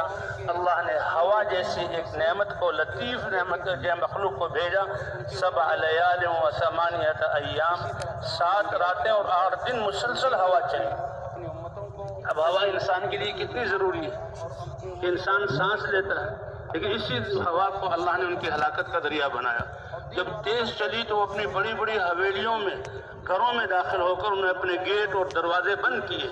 اللہ نے ہوا کو جہاں بھنور کی بھونچال کی صورت میں، گولائی میں ان کے کھڑکی دروازوں کو اکھاڑا اور ان کے جسموں کو وہاں سے نکل تنکوں کی طرح فضاؤں میں اڑایا۔ 7 راتیں اور 8 دن وہ فضاؤں میں اڑتے رہے، اور پیشن جہاں سروں کے بل اللہ نے ان کو پٹخ کر مارا، اور اتنی تیز ہوا تھی کہ ان کے گھروں کو ایسے الٹایا کہ ان کی چھتیں زمین میں اور بنیادیں اوپر آ گئی۔ اور ایمان والے ہود علیہ السلام اور ایمان والوں کو اسی ہوا میں اللہ نے محفوظ کیا۔ یہ اللہ کا وعدہ دنیا میں بھی ایمان والوں کے ساتھ ان کی مدد کا اور ان کی زندگی کے بنانے کا، اور دعوت پر اور نبی کی محنت پر پھر فیصلے آتے ہیں۔ یہ اللہ کی سنت ہے۔ سب سے آخر میں سارے نبیوں کے سردار حضرت محمد صلی اللہ علیہ وسلم کو اللہ تعالیٰ نے سارے انسانوں کے لیے رسول اور نبی بنا کر بھیجا۔ آپ ایک پیغام ساری انسانیت کے لے کر آئے، اور آپ پر نبوت کا دروازہ بند کر دیا گیا۔ آپ نے فرمایا میں خاتم النبیین ہوں، میرے بعد کوئی نبی نہیں، اور تم آخری امت ہو، تمہارے بعد کوئی امت نہیں۔ اب حضور صلی اللہ علیہ وسلم کی امت میں ہونا یہ سب بہت بڑی فضیلت اور بہت بڑی سعادت کی بات ہے۔ اور دوسرا یہ کہ پہلی قوموں کے حالات، برے لوگ، ان کے برے نتائج، یہ اس قرآن میں اس امت کے سامنے بیان کیے گئے، لیکن یہ امت اللہ کو ایسی محبوب ہے کہ اس کے جو برے اعمال ہوں گے، کوئی امت ایسی نہیں کہ اس کے اعمال کو کسی کے سامنے بیان کیا جائے۔ اللہ نے اس امت کے ساتھ پردہ پوشی والا معاملہ فرمایا۔ فرمایا جیسے میں خاتم النبیین ہوں، تم آخری امت ہو، تمہارے بعد کوئی امت نہیں۔ اور فرمایا انا حظکم من النبیین، اے میری امت اپنے نصیبے پر فخر کرو، اور جو سعادت اللہ نے دی اس پر ناز کرو کہ تمہارے نصیبے میں نبیوں کا سردار حضرت محمد صلی اللہ علیہ وسلم تمہارے نصیبے میں آیا ہے۔ کیونکہ اللہ کے ہاں جو نسبت چلتی ہے نبیوں کی، قیامت میں جو لوگوں کو، قوموں کو پکارا جائے گا نبیوں کے ساتھ، ہر ایمان والے اپنے نبی کے ساتھ ہوں گے کہ ہم نوح علیہ السلام کے قوم ہیں، ہم ابراہیم علیہ السلام کے قوم ہیں، ہم موسیٰ علیہ السلام کے ماننے والے ہیں، ہم عیسیٰ علیہ السلام کے ماننے والے ہیں۔ اور یہ امت قیامت میں کہے گی کہ ہم حضرت محمد صلی اللہ علیہ وسلم کے امت ہیں۔ اللہ کا وعدہ دنیا میں بھی ایمان، اس امت کی شان ہی الگ ہوگی ان کی زندگی کے بنانے کا۔ فرمائے کہ تمہارا نصیبہ میں ہوں، یہ تمہارے لیے فخر کی بات ہے۔ اور پھر اس امت کی فضیلت بھی بیان کی، اور میرا نصیبہ یہ ایسی بہترین و پسندیدہ امت اللہ نے میرے لیے لکھی ہے، یہ میرا نصیبہ ہے جس کو خیر امت قرار دیا، کیونکہ حضور صلی اللہ علیہ وسلم آخری نبی، آپ کے بعد کوئی نبی نہیں آئے گا۔ آپ پر جو دین اترا ہے اب سارے انسانوں کی کامیابی اسی میں ہے۔ باقی اس طرح ساری شریعتیں منسوخ ہو گئی۔ کل امتی يدخل الجنہ الا من ابا، قیل ومن ابا یا رسول اللہ، قال من اطاعنی دخل الجنہ ومن عصانی فقد ابا۔ بہت بڑی سعادت کی بات ہے کہ میری ساری امت جنت میں داخل ہوگی مگر جو نافرمانی اور انکار کرنے والا ہوگا۔ اللہ کے رسول صلی اللہ علیہ وسلم صحابہ نے عرض کیا یا رسول اللہ یہ انکار کرنے والا کون ہے؟ کہا جس نے میری اطاعت کی، ایمان لایا، میرے لائے ہوئے دین پر چلا، میرے طریقے پر چلا، وہ جنت میں داخل ہوگا، اور جو نافرمانی کرے گا وہ انکار والا ہے۔ اور حضور صلی اللہ علیہ وسلم کو جو عرصہ دیا گیا 23 سال کا محنت کا، اس لیے فرماتے ہیں حضور صلی اللہ علیہ وسلم کی بعثت دوہری بعثت ہے. آپ اپنی امت کے لیے یہ مبارک دین بھی لے کر آئے اور آپ اپنی امت کے لیے مبارک دین کی محنت بھی لے کر آئے. اور کتنا اونچا معیار کہ ایمان ہو تو حضور صلی اللہ علیہ وسلم اور صحابہ جیسا، ان کی اخلاق ہو تو صحابہ اور حضور صلی اللہ علیہ وسلم جیسے، ان کی عبادات ہو تو حضور صلی اللہ علیہ وسلم صحابہ جیسی، ان کی تلاوت ہو تو حضور اور صحابہ جیسی، حتیٰ کہ ان کی عبادات وہ بھی اور یہاں ہر عمل ان کا یہ حضور صلی اللہ علیہ وسلم جیسا. قل ان کنتم تحبون اللہ فاتبعونی یحببکم اللہ. اے پیارے نبی آپ بتا دیجئے اگر اے ایمان والو جو اللہ پر ایمان رکھتے ہو تو تم اللہ سے محبت کرتے ہو تو اللہ سے محبت کی علامت یہ ہے کہ حضرت محمد صلی اللہ علیہ وسلم کی اتباع کر لو، اللہ تمہیں اپنا محبوب بنا لے گا. کتنی بڑی بات ہے. اللہ کی محبت یہ کوئی معمولی چیز نہیں. ایک حدیث میں آتا ہے کہ جب اللہ کسی انسان ایمان والے کے ایمان اور عمل سے اس سے محبت فرماتے ہیں تو آسمانوں سے اس کے لیے محبت اترتی ہے. سب سے پہلے اللہ تعالیٰ جبرائیل علیہ السلام کو بلاتے ہیں صاف حدیث میں، اور جبرائیل علیہ السلام کو یہ کہتے ہیں اے جبرائیل میرا یہ فلاں بندہ جو زمین پر چل رہا ہے اس کو میں نے اپنا محبوب بنا لیا تو تم بھی اس سے محبت کرو. اور جبرائیل علیہ السلام اس کا اپنا محبوب بنا لیتے ہیں. اور پھر حکم ہوتا ہے کہ 7ویں آسمان پر اعلان کرو کہ دنیا کی تو کل آبادی 7 ارب کی ہے، پھر بھی یہ دنیا کتنی جنگلات بھی ہیں، پہاڑ بھی ہیں، 70% سمندری پانی بھی ہے اور اس میں صحرا بھی ہے، لیکن 7 آسمان وہ فرشتوں سے بھرے ہوئے. اور 7واں آسمان کتنا بڑا، اور اس میں حملۃ العرش بھی، کہ 7ویں آسمان والے فرشتوں میں اللہ کی طرف سے اعلان، جبرائیل علیہ السلام اعلان کر رہے ہیں کہ اللہ اپنے فلاں بندے سے محبت کرتا ہے، اے سب فرشتوں تم بھی اس سے محبت کرو. تو سب فرشتے اس انسان سے محبت کرتے ہیں. اور پھر 7ویں آسمان سے اس کے لیے محبت کا اعلان 6 آسمان پر، اور 7واں آسمان پر ہوتے ہوئے سب سے آخر میں آسمان دنیا پر اعلان کیا جاتا ہے. سارے فرشتے اس سے محبت کرتے ہیں اور پھر دنیا میں بھی اس کے لیے محبت ڈال دی جاتی ہے اور اللہ اس کو مرجع خلائق بنا لیتے ہیں، حتیٰ کہ یہ جانور اور سب چیزیں محبت کرتے ہیں. آتا جب ایک انسان قبر پر جو زمین پر چلتا ہے اور پھر قبر میں رکھا جاتا ہے تو یہ زمین کہتی ہے کہ سب سے زیادہ محبوب تم مجھے تھے، آج میرے حوالے کیے گئے ہو تو میرا معاملہ بھی دیکھو گے، اور وہ قبر اس کے لیے وسیع ہو جاتی ہے. تو اس لیے حضور صلی اللہ علیہ وسلم ایک مبارک دین لے کر آئے، اس میں اللہ کے احکام، اور احکام میں حضور صلی اللہ علیہ وسلم کے طریقے پر. اس لیے فرمایا کہ تمہارا نصیبہ میں ہوں انبیاء اور رسولوں میں سے، اور تم میرا نصیبہ ہو امت میں سے. جو خیر امت اللہ کی چنی ہوئی امت ہے وہ اللہ نے مجھے عطا فرمائی کہ تم بہترین امت ہو، سارے انسانوں کی نفع رسانی کے لیے نکالے گئے. حضور صلی اللہ علیہ وسلم کی ختم نبوت کی وجہ سے وہ محنت نبیوں والی جس سے انسانیت سدھرتی تھی اور انسانوں کے لیے زندگی گزارنے کا سب سے آسان اور عزت والا طریقہ دین اور آسان طریقہ انسانوں کی زندگی میں آتا تھا، اور ان کے لیے دنیا آخرت کے فیصلے ہوتے تھے. وہ محنت اللہ نے ختم نبوت کی وجہ سے اس امت کو عطا فرمائی. اس لیے فرمایا تم بہترین امت ہو، تم سارے انسانوں کے نفع رسانی کے لیے نکالے گئے ہو. اور وہ نفع رسانی کا کام کیا ہے؟ تأمرون بالمعروف وتنہون عن المنکر، نیکی کا تم حکم کرو گے، برائی سے روکو گے، اور اللہ کی ذات پر ایمان والے ہوگے. تو اللہ نے یہ بھی بیان فرما دیا. اس لیے حضور صلی اللہ علیہ وسلم نے اپنی امت کو پہلے دن سے اس محنت میں ساتھ لیا کہ لا الہ الا اللہ محمد الرسول اللہ، جسے اللہ کی ذات پر ایمان، حضور صلی اللہ علیہ وسلم کی رسالت پر ایمان، پھر آپ پہ خاتم النبیین ہونے کا عقیدہ اور یقین اور اس پر ایمان، اور ختم نبوت کی وجہ سے اب یہ فریضہ ہر کلمہ گو کے ذمہ ہے اس محنت کا احساس اور اس پر اپنی زندگی کو ترتیب دینا. اس لیے اللہ فرماتے ہیں قل ھذہ سبیلی अदऊ इलल्लाह अला बसीरतिन अना व मन इत्तबअनी व सुब्हानल्लाहि व मा अना मिनल मुशरिकीन। ए प्यारे नबी, आप कह दीजिए ये है मेरा रास्ता, शारा आम जिस पर चलकर जिंदगी गुजारूंगा, रास्ता किसी मंजिल तक पहुंचने के लिए। और सबसे बड़ी मंजिल तो हुजूर सल्लल्लाहु अलैहि वसल्लम की अल्लाह की रज़ा, अल्लाह की महबूबियत और फिर पूरी उम्मत को उस पर चलाना का ये है मेरा रास्ता कि अल्लाह की तरफ मैं बुलाता हूँ समझ बूझ के साथ। ये मेरा रास्ता भी है। और जिसने मेरी इत्तिबा की कि ला इलाहा इल्लल्लाह मुहम्मदुर रसूलुल्लाह कह दिया, ये इतना ऊंचा, इतना बड़ा, इतना ताकतवर कलिमा और मुसलमान का इतना बड़ा इकरार और अल्लाह से एक सौदा है। अल्लाह फरमाते हैं कि जैसे नबी को चुना है ऐसे ही तुम्हारा रास्ता भी वही है जो नबी का था, कि जिसने मेरी इत्तिबा की उसका काम भी अल्लाह की तरफ बुलाना है।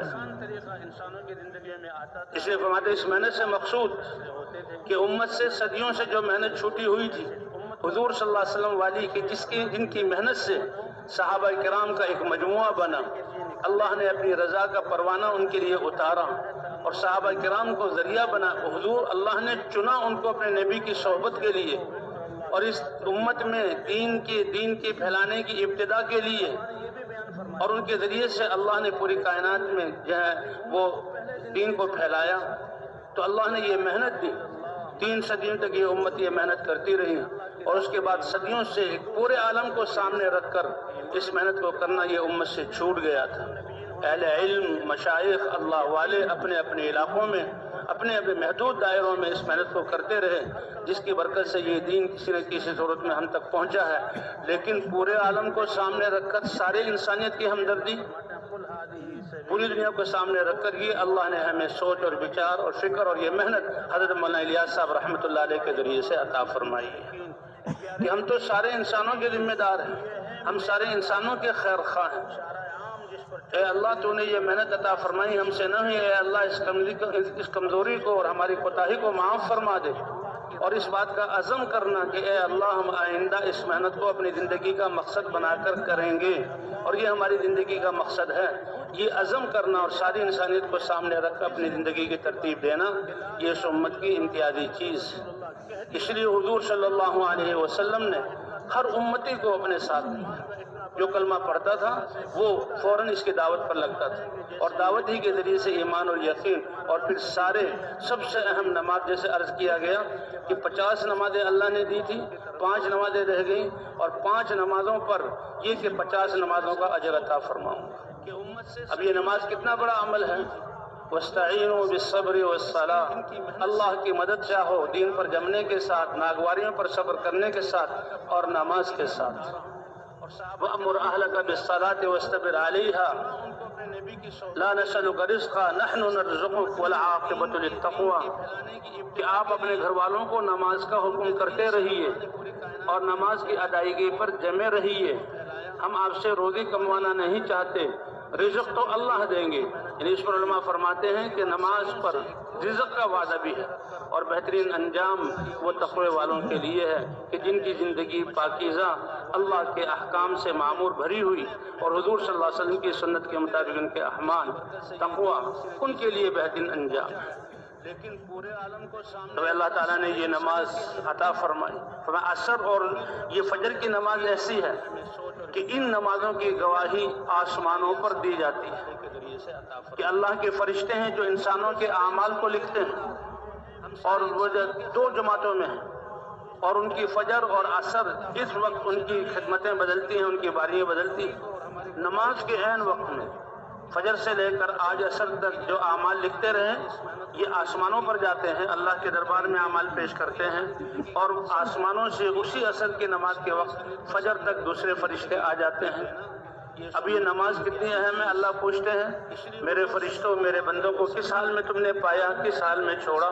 तो फरिश्ते गवाही देते हैं, ए अल्लाह अतेनाहुम वहुम युसल्लून व तरकनाहुम वहुम युसल्लून, जब हम उनके पास आए थे तब भी नमाज पढ़ रहे थे और नमाज ही की हालत में हम उनको छोड़कर आए हैं। और 5 नमाजों पर ये कि 50 नमाजों का अजर अता फरमाऊंगा। और ये नमाज इंसान को इन्न सलात तन्हा अनिल फ़हशाइ वल मुनकर, कि नमाज जो इंसान को सारी बेहयाई वाले कामों से और गुनाहों से रोकती है। इंसान की रूह को, दिलो दिमाग को मुनव्वर और मुअत्तर और खुशबूदार बना देती है, और सारी जिस्म की इस्लाह ही करती है नमाज। एक शख्स ईमान लाए, दीन में दाखिल हुए, उनकी कुछ पुरानी आदतें थी, वो करते थे। सहाबा किराम ने अर्ज़ किया, या रसूल अल्लाह, ईमान तो ले आया है लेकिन ये अमाल भी कर रहा है। हुज़ूर सल्लल्लाहु अलैहि वसल्लम ने पूछा, क्या वो नमाज पढ़ता है? क्या बिल्कुल पढ़ता है। कभी यकीन रखो उसकी नमाज इन सारी चीज़ों से रोक देगी। और साहबा फरमाते हैं, हमने देखा कि वो जब नमाज का एहतमाम कर रहा, उनकी ज़िंदगी पाकीज़ा बन गई और बहुत अच्छा उनका इस्लाम हो गया। तो ईमान के साथ ये नमाज ऐसा है कि जिसकी नमाज ठीक हो गई, अल्लाह उसकी सारी ज़िंदगी को ठीक कर देंगे और सारे दीन पर चलना अल्लाह उसके लिए आसान कर देंगे, अल्लाह आसान कर देंगे। और फिर अल्लाह से मांगने का सबसे बड़ा जरिया ये नमाज। सहाबा किराम के किस्से, हुजूर सल्लल्लाहु अलैहि वसल्लम के किस्से, ग़ज़वा बदर के मौके पर हुजूर सल्लल्लाहु अलैहि वसल्लम तो एक 40 आदमियों का काफिला अबू सुफियान का, कि जो सामान तिजारत और सामान और आलात हर्ब लेकर जा रहा था और मुसलमानों पर उन्होंने आकर हमला करना था, उसको लेने के लिए निकले थे। सिर्फ एक घोड़ा था मिक़दाद के पास और कोई जो है हथियार 10 से ज़्यादा नहीं थे। अल्लाह ने उनको तो रास्ता दिखला दिया और हुजूर सल्लल्लाहु अलैहि वसल्लम जब बदर के मौके पर पहुंचे हैं तो 1000 मक्का के जंगजू बड़े गुस्से में और बड़े दांत पीसते हुए हुजूर सल्लल्लाहु अलैहि वसल्लम के सामने मौजूद हुए। तो सहाबा किराम रिज़वानुल्लाह अलैहिम हुजूर सल्लल्लाहु अलैहि वसल्लम ने उनसे पूछा कि क्या ख्याल है। सबने अर्ज़ किया कि अल्लाह के रसूल, जो आपका हुक्म है, हम तो आपके साथ हैं। हुजूर सल्लल्लाहु अलैहि वसल्लम मदीने वालों से ख़ास तौर पर पूछना चाहते थे कि मदीने में जो आपकी हिजरत करके तशरीफ़ आवरी हुई, उनसे ये वादा हुआ था कि मदीने में रहते हुए अगर कोई दुश्मन हमला करेगा तो ये हमारा साथ देंगे मदीने वाले मुसलमान, लेकिन बाहर जाकर अगर दुश्मन आया तो वो मुआहदा नहीं था। इसलिए बार बार हुजूर सल्लल्लाहु अलैहि वसल्लम सहाबा से मशवरा कर रहे थे। तो मदीने वालों को एहसास हो गया और मदीने वालों ने कहा, या रसूल अल्लाह, क्या आप हमसे पूछना चाह रहे हैं तो सुनिए, हम आपके साथ हैं। हम ये कहेंगे आप भी चलें, आपके ये मुसलमान उम्मती भी चलें, आपका रब भी आपके साथ हो और हम बिल्कुल आपके साथ हैं। इज़हब अंत व रब्बुका फ़क़ातिला इन्ना माअकुमा मुक़ातिलून। अगर ये बाहर जंग का नौबत आ गई है और ज़्यादा तादाद अंसार की है, तो जैसे आप जहाँ जहाद करेंगे तो हम भी शाना बशाना आपके साथ हैं। हुजूर सल्लल्लाहु अलैहि वसल्लम का चेहरा चमक उठा और आप खुश हुए कि अंसार मदीना ने मेरी मदद का कैसे अंदाज में इजहार किया है। और फिर हुजूर सल्लल्लाहु अलैहि वसल्लम, फिर सहाबा तो रात के वक्त में सोए और अल्लाह के रसूल एक दरख्त के नीचे सारी रात अल्लाह से मांगते रहे। उसको लेने के लिए निकले थे। और अबू बकर सिद्दीक़ रज़ी अल्लाह तआला अन्हु फरमाते हैं कि हमने एक सायादार झोंपड़ा सा बना दिया, हुजूर सल्लल्लाहु अलैहि वसल्लम उसके नीचे खड़े हुए हैं, नमाज पढ़ रहे हैं और नमाज में रो रहे हैं। आपकी दाढ़ी मुबारक तर हुई और दाढ़ी मुबारक से जहाँ पे खड़े हुए थे इतने आंसू गिरे कि वो ज़मीन भी गीली हो गई। और ए अल्लाह, अगर ये छोटी सी जमात अगर आज ये ख़त्म हो गई तो फिर रोए ज़मीन पर आपकी इबादत नहीं की जाएगी। ये नहीं का ताजिर नहीं रहेंगे मदीने में, या ज़मींदार नहीं रहेंगे, ये दुनिया को चलाने वाले नहीं रहेंगे। नहीं, इस दुनिया की बका का जरिया ए अल्लाह तेरी इबादत है। मैं जिस मेहनत के लिए आया था तेरी बंदगी में लाना, ए अल्लाह ये ख़त्म हो जाएगा। आप रोने की ऐसे आपका जो जिस्म हिल रहा है, आपकी चादर मुबारक गिरी। हज़रत अबू बकर सिद्दीक़ ने पीछे से आकर यानी अपने कोल दोनों हाथों में आपको मोहब्बत में ले लिया। ए अल्लाह के रसूल, बस कीजिए, अल्लाह ने आपकी मदद कर दी। मदीने वालों को एहसास हो गया और मदीने वालों का या रसूल। और इन 313 को जो बिल्कुल निहत्ते थे, 1000 के मुकाबले में अल्लाह ने फतह अता फरमाई। ये इसी नमाज की बरकत है। ग़ज़वा अहज़ाब के मौके पर भी अल्लाह के रसूल सल्लल्लाहु अलैहि वसल्लम, वो भी बहुत खौफ का था, बल्कि बाद सहाबा तो कहते हैं कि ग़ज़वा अहज़ाब का मौका ये ज़्यादा डर वाला था, क्योंकि ग़ज़वा बदर में तो बच्चों को भी शौक था हम जाएंगे। और अब्दुर्रहमान इब्न औफ ने बताया کہ جب میدان بدر میں ابو جہل اور سرداران مکہ اور 1000 جنگجو سامنے نظر آئے تو بڑی گھبراہٹ تھی۔ تو میں نے دیکھا دائیں اور بائیں کوئی ایسا آدمی ہو جو اس جنگ کے وقت میں میری مدد کر سکے، تو دائیں طرف بھی بچہ بائیں طرف بھی بچہ۔ میں نے کہا او ہو یہ میری مدد کریں، یہ تو خود مدد کے محتاج ہیں، ان کی حفاظت میرے ذمہ ہے۔ کہ میں ان بچوں کے بارے میں یہ سوچ ہی رہا تھا کہ دونوں نے یک کے بعد دیگرے سوال کیا، چچا جان آپ ابو جہل کو جانتے ہیں؟ بڑا عجیب سوال، تم ابو جہل کو پوچھ رہے ہو، کیوں؟ وہ تو اس لشکر کا دشمنوں کا سردار ہے، تو ہم نے گھر سے سنا ہے کہ وہ اللہ اور اللہ کے رسول کا، اللہ کے دین کا دشمن ہے۔ ہم اپنے گھروں سے اس جذبے سے نکلے ہیں کہ روئے زمین پر یا تو اللہ کا دشمن رہے گا، ہم شہید ہو جائیں گے، یا اس کو جو ہے ہم مار کر رہیں گے۔ تو بچوں کا یہ بھی جذبہ۔ اور صحابہ فرماتے ہیں غزوہ خندق کے موقع پر، غزوہ احزاب جس میں سارا عرب مدینے کی اینٹ سے اینٹ بجانے، 10,000 کی ان کی تعداد اس زمانے میں، وہ آ گئے تھے تو اس وقت بھی، اور حضور صلی اللہ علیہ وسلم اس وقت بھی نماز اور دعاؤں میں۔ صحابہ کرام نے پوچھا یا رسول اللہ اس خوف کے وقت میں ہم کیا کریں، ہمارے تو کلیجے منہ کو آ لگے ہیں خوف کی وجہ سے۔ آپ نے فرمایا دعا اللہ کی طرف متوجہ ہو اور اللہ سے دعا کرو، اللہم استر عوراتنا وآمن روعاتنا، یہ دعا حضور صلی اللہ علیہ وسلم نے سکھلائی۔ اور غزوہ بدر اور اس موقع پر یا حی یا قیوم برحمتک استغیث، اللہ کے رسول نے یہ دعائیہ کلمات سکھلائی۔ حذیفہ ابن یمان رضی اللہ تعالیٰ عنہ کہتے ہیں ایک یہ خندق کا کھودنا عربوں کے لیے تھا ہی پہلی دفعہ، عرب خندق کو جانتے ہی نہیں تھے۔ یہ خندق لفظ بھی یہ جہاں فارس کے ملک والوں کا تھا، سلمان فارسی نے بتایا۔ اور خندق کھودتے ہوئے صحابہ کرام کے پاس بھوک کی حالت میں تھے، کہ مدینے کے کئی کلومیٹر خندق کو کھودنا، حضور صلی اللہ علیہ وسلم نے اپنے ان کو ناپ کر علاقے دیے، اور بھوک کی حالت میں خندق کھود رہے ہیں۔ حضرت جابر رضی اللہ تعالیٰ عنہ فرماتے ہیں کہ ایک شخص حضور صلی اللہ علیہ وسلم کی خدمت میں آئے اور اپنے پیٹ پر سے کپڑا اٹھایا، اے اللہ کے رسول بھوک کا یہ حال ہے، کمزوری ایسی کہ پیٹ پر ایک پتھر باندھا ہوا ہے کہ کمر جھک نہیں رہی، اتنی کمزوری، بھوک کی شکایت کی۔ اللہ کے رسول صلی اللہ علیہ وسلم نے اپنے بطن مبارک سے کپڑا اٹھایا تو آپ کے پیٹ پر 2 پتھر بندھے ہوئے۔ حضرت جابر رضی اللہ تعالیٰ عنہ فوراً انہیں دیکھا اور دوڑ کر اپنے گھر کی طرف آئے اور اپنی بیوی سے کہا اے نیک بخت گھر میں کچھ ہے؟ میں نے حضور صلی اللہ علیہ وسلم کی حالت دیکھی ہے۔ وہ کہنے لگی کچھ نہیں، یہ بکری کا بچہ ہے، لیکن جان قربان حضور صلی اللہ علیہ وسلم پر، یہ ذبح کر کے دے دو میں پکاؤں گی، اور کچھ جو پڑے ہوئے ہیں یہ میں پیس لوں گی، چند روٹیاں ہو جائیں گی، تھوڑا سا گوشت ہو جائے گا، تو 4-5 آدمی آ جائیں۔ بکرا ذبح کر کے دیا اور انہیں کا آٹا پیسو پکاؤ اور میں حضور کو بتاتا ہوں۔ حضور صلی اللہ علیہ وسلم کی خدمت میں حاضر ہوئے اور عرض کیا اے اللہ کے رسول یہ واقعی جہاں گھر میں کچھ کھانا تیار کیا، آپ آ جائیں، ایک چھوٹا سا بکری کا بچہ اور کچھ روٹیاں ہیں، آپ اور کچھ آدمی آ جائیں۔ تو حضور صلی اللہ علیہ وسلم نے منادی کروا دی کہ یہ 1400 کے قریب جو ہیں، 1000 سے زیادہ مسلمان ہیں، اے خندق والو تم سب جابر کے گھر آ جاؤ، تمہاری دعوت۔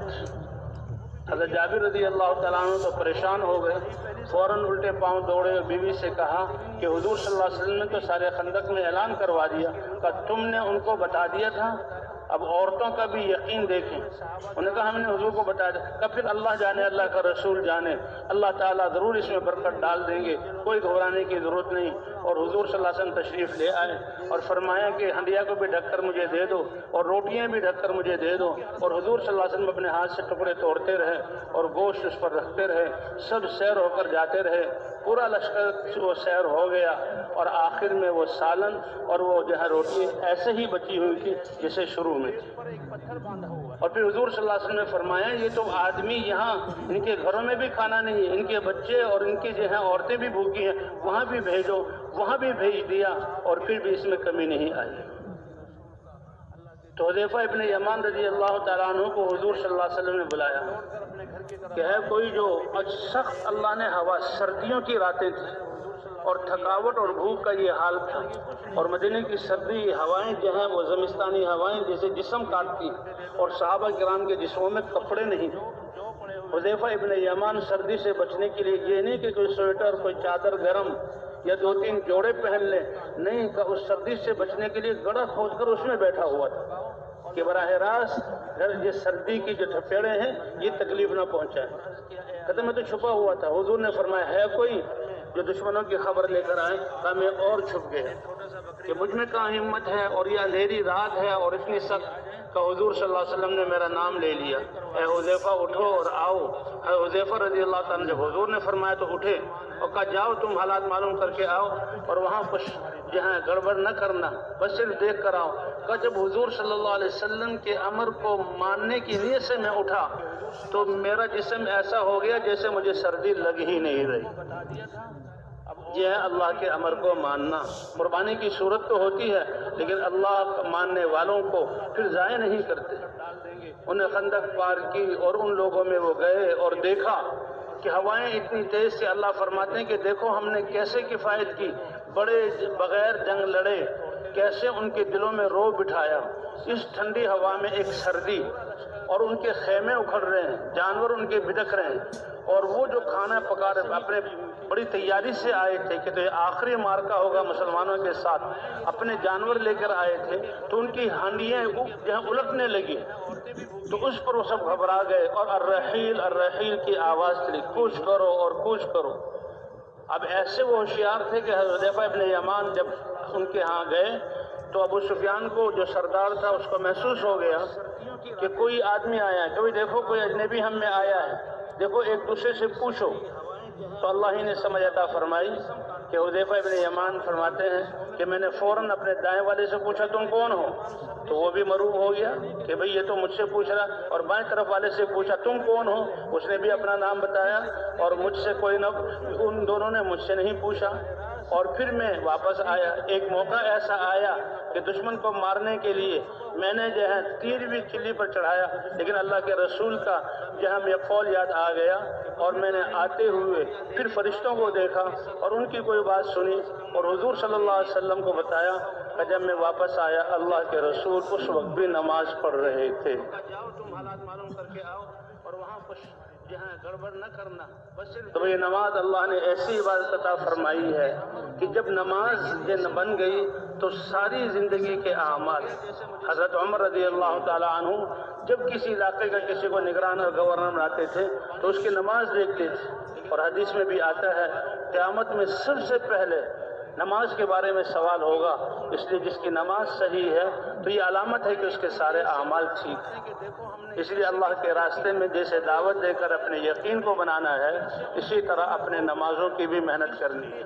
وَيُقِيمُونَ الصَّلَاةَ، نمازوں کو قائم کرتے ہیں، نمازوں کو درست کر کے پڑھتے ہیں اور پھر نمازوں کی طرف آنا کہ اللہ تعالیٰ اس نماز کی برکت سے، یعنی جیسے پہلے عرض کیا گیا تھا کہ 5 نمازیں ہیں اور اللہ 50 نمازوں کا ثواب عطا فرمائیں گے. اسی طرح پہ ہماری ساری زندگی جیسے کہ انسان یہ اعمال کا مشین ہے اور اعمال کا سرمایہ، ہر سانس اور ہر لمحہ اللہ کے حکم کے مطابق ہو اور حضرت محمد صلی اللہ علیہ وسلم کے طریقے کے مطابق. مختصر سی زندگی دی ہے، 60 سال بھی جس کی زندگی ہے یا 80 سال ہے، تہائی حصہ تو سونے میں جاتا ہے، 12-13 سال اس کے بچپن کے ہیں اور پھر بڑھاپے میں انسان پھر کمزور ہو جاتا ہے، پھر کہاں پہلے کی طرح وہ عمل کر سکتا ہے. یہ 7-8 سال کا عرصہ، اس میں انسان کھانا پینا بھی ہے، اس میں انسان کا اپنا کاروبار بھی ہے، پھر اللہ کی عبادت کا وقت، یہ تو چند گھڑیے ہیں. تو بھئی یہ اگر ہم اللہ کی، یہ ہمارا اللہ کے دین، اللہ کے امر کے مطابق گزر جائیں تو اللہ ساری زندگی کو عبادت والا شمار کر لیتے ہیں. اس لیے کہتے ہیں انسان کا تو ہر عمل وہ اللہ کا امر. ہر عمل میں یہ کہ بھی یہ اللہ کے امر کی وجہ سے اور حضور صلی اللہ علیہ وسلم کے طریقے پر. بنی اسرائیل کا ایک قصہ آتا ہے، ایک شخص اس کے دل میں یہ بات آئی کہ میں فلاں بستی میں اپنے مسلمان بھائی سے ملنے کے لیے جاؤں اور اللہ کے لیے ملنے جا رہا ہوں. وہ ملنے کے لیے گیا، چل پڑا. اللہ نے فرشتے کو بٹھا دیا اور فرشتہ آدمی کی صورت میں پوچھتا کہاں جا رہے ہو؟ کہا میں تو اپنے بھائی سے ملنے جا رہا ہوں فلاں بستی میں. کیا اس سے قرضہ لینا ہے، کوئی معاملہ کرنا ہے، کوئی حق دینا کا؟ نہیں. کس لیے؟ کہ اللہ کی رضا کے لیے. کہا پھر سن لو، اسی طرح اپنے نمازوں اللہ نے تمہیں بھی پاکیزہ کر دیا اور تیرا چلنا بھی پاکیزہ ہو گیا اور تیرے چند قدم اٹھانے کی وجہ سے اللہ نے تمہارے لیے جنت میں ایک جنت کا محل تیار کر دیا. طبت وطاب ممشاک وتبوأت فی الجنت منزلہ۔ اس لیے حضور صلی اللہ علیہ وسلم اور صحابہ کرام انہیں کیسے حضور صلی اللہ علیہ وسلم نے علم دیا۔ ابو موسیٰ اشعری رضی اللہ عنہ، ایک صحابی بتاتے ہیں کہ ہم ابو موسیٰ اشعری رضی اللہ عنہ کے ساتھ یہ عراق کے علاقے میں جہاں دجلہ ہے وہاں پر جب اللہ کے راستے میں نکلے اور دشمنوں کے مقابلے میں تھے تو جب جنگ سے پہلے جب میدان میں پڑے ہوئے ہیں، ہر نماز کے بعد ایک ندا آواز لگتی تھی کہ آؤ آپس میں سیکھیں، تو صحابہ کرام ایک دوسرے سے اللہ کے احکام کو سیکھتے تھے، وضو کے احکام، نمازوں کے احکام۔ اس لیے اللہ کے راستے میں نکل کر اس محنت میں اللہ کے حکموں کو سیکھنا، فضائل کی تعلیم، یہ فضائل کی تعلیم یہ بنیاد ہے کہ اللہ نے دنیا اور آخرت اور سارے حالات اور امور کو صحیح بنانے کے لیے اللہ نے اپنے احکام دیے۔ یہ فضائل اللہ کے وعدے، اور جہاں بھی یہ حلقے لگتے ہیں جیسے کہ آتا ہے اللہ کے فرشتے ہیں جو تلاش کرتے رہتے ہیں ذکر والوں کو، جہاں بھی تھوڑے سے مجموعوں کو دیکھ لیتے ہیں کہ وہ اللہ کے ذکر میں مشغول ہیں۔ اب قال اللہ قال الرسول، اللہ کا کیا حکم ہے، یہ فضائل ہم سن رہے ہیں، پھر آپس میں مذاکرہ کر کے اعمال سیکھ رہے ہیں۔ تو جب تک یہ مجلس لگی ہوتی ہے فرشتے اس مجلس میں آ کر جہاں اپنے وہ جہاں تانتا باندھ لیتے ہیں، دائیں بائیں سامنے پیچھے ساری فضائیں بھرتی ہیں، اور پھر ایک دوسرے کے اوپر آسمان دنیا تک یہ تانتا بن جاتا ہے۔ اور جب تک یہ مجلس لگی رہتی ہے فرشتے وہاں موجود رہتے ہیں، پھر اللہ کے بارگاہ میں حاضر ہوتے ہیں، باوجود اللہ جاننے کے میرے بندے کیا کر رہے تھے، پھر بھی پوچھتے تم کہاں سے آئے ہو؟ اے اللہ ہم تیرے بندے تھے کہ تیرے ذکر میں لگے ہوئے تھے، ان کے پاس سے آئے ہیں۔ میرے بندوں وہ کس کو یاد کر رہے تھے؟ اے اللہ آپ کا ذکر کر رہے تھے۔ کیا مجھے دیکھا ہے؟ کہا دیکھا تو نہیں، اگر دیکھ لیتے تو اور زیادہ ذکر میں لگ جاتے۔ کیا مانگ رہے تھے؟ اے اللہ جنت مانگ رہے تھے، کیا جنت کو انہیں دیکھا ہے؟ اے اللہ دیکھا تو نہیں، اگر دیکھ لیتے اور زیادہ اس کی طلب میں لگتے۔ کس چیز سے پناہ چاہ رہے تھے؟ جہنم سے پناہ چاہ رہے تھے، کیا جہنم سے کو دیکھا کہ نہیں؟ اے اللہ اگر دیکھ لیتے تو اور پناہ مانگتے۔ فرمایا اے فرشتوں تم گواہ رہو، میں تمہیں گواہت بناتا ہوں، جس چیز کو وہ مانگ رہے تھے جنت، وہ میں نے ان کو عطا کی، اور جس چیز سے پناہ مانگ رہے تھے اس سے میں نے پناہ عطا فرما دی۔ کے احکام، نمازوں کے احکام، تو اس لیے مسجدوں میں ایسے حلقوں کا لگنا، اللہ کے راستے میں نکل کر فضائل کی تعلیم، جو فضائل کی تعلیم ہمیں اللہ کے احکام کے سیکھنے پر اور علماء سے رابطہ کر کر اپنی زندگی کے شعبوں کو اللہ کے احکام کے مطابق کرنے تک پہنچا دے، یہ فضائل کی تعلیم بنیادی چیزیں ہیں۔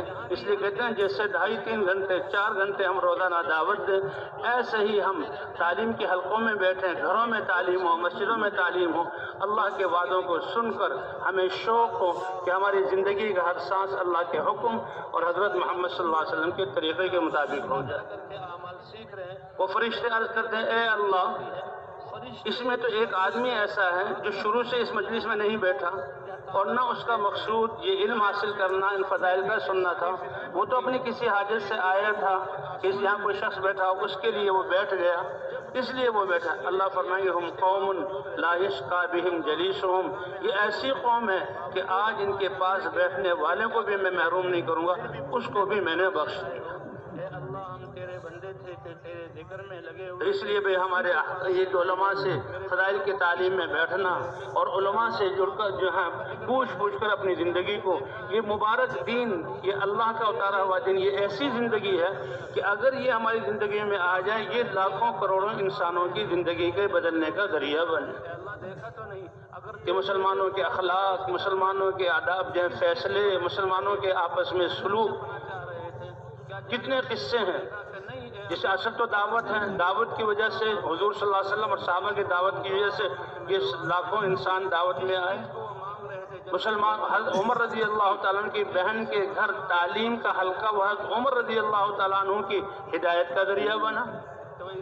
کہ کافروں نے تو ان کو کتنے بڑے مقصد کے لیے، روئے زمین کے سب سے بڑے گناہ کے لیے بھیجا تھا، اور غصے میں تلوار لیے جا رہے تھے۔ ایک صحابی نے بابا کہ معاملہ بڑا خطرناک ہے، تو عمر کو روک لیا۔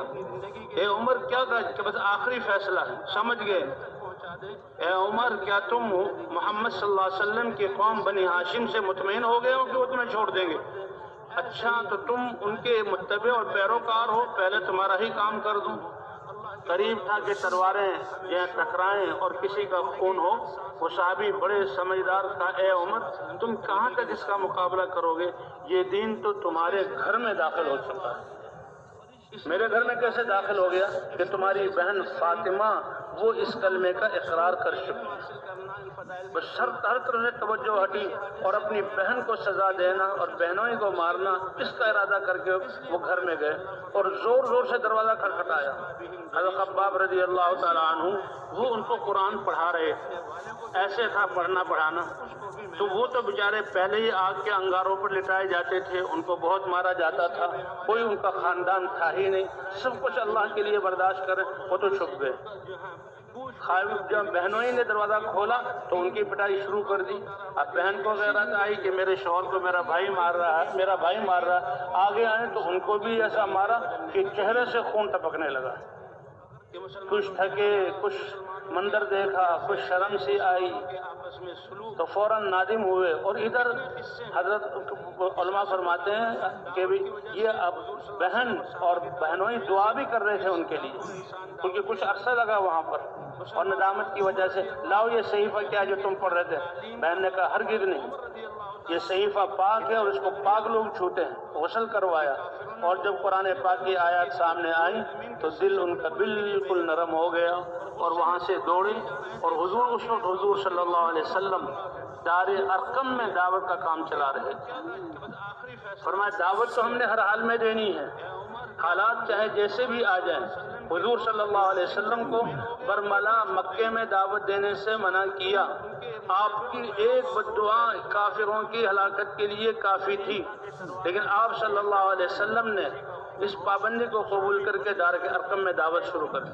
اور دار ارقم میں سیکھنا سکھانا سارے اعمال ہو رہے ہیں اور لوگ یہاں آ کر مسلمان ہو رہے ہیں.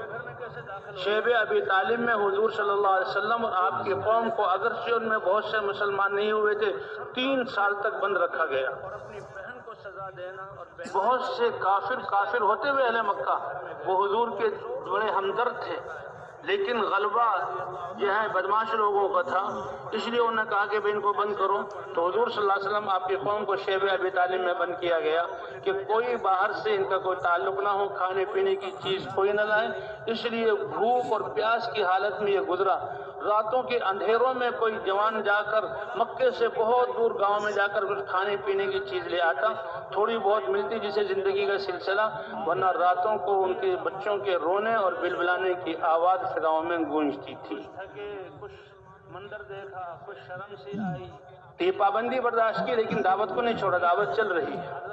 وہ تو اللہ کی شان ایسی ہوئی کہ غالباً ابو طالب نے یہ خواب دیکھا کہ وہ جو عہد نامہ لکھا ہوا ہے اس کو دیمک لگ گئی ہے. اور جب دیمک لگ گئی ہے عہد نامہ ہی ختم تو وہ معاملہ ہی ختم.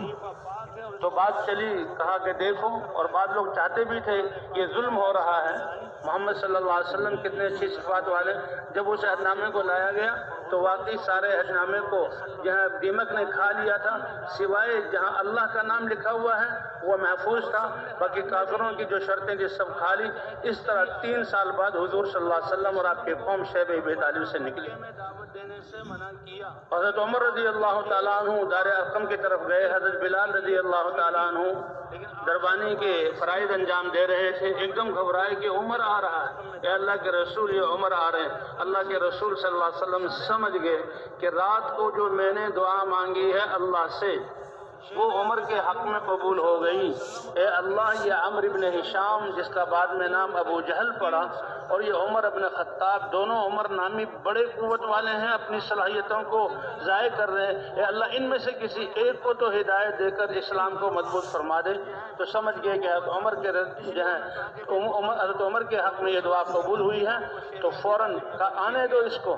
اور وہ حضرت عمر رضی اللہ عنہ حضور صلی اللہ علیہ وسلم کے سامنے بیٹھے اور کہا اشہد ان لا الہ الا اللہ واشہد ان محمد رسول اللہ.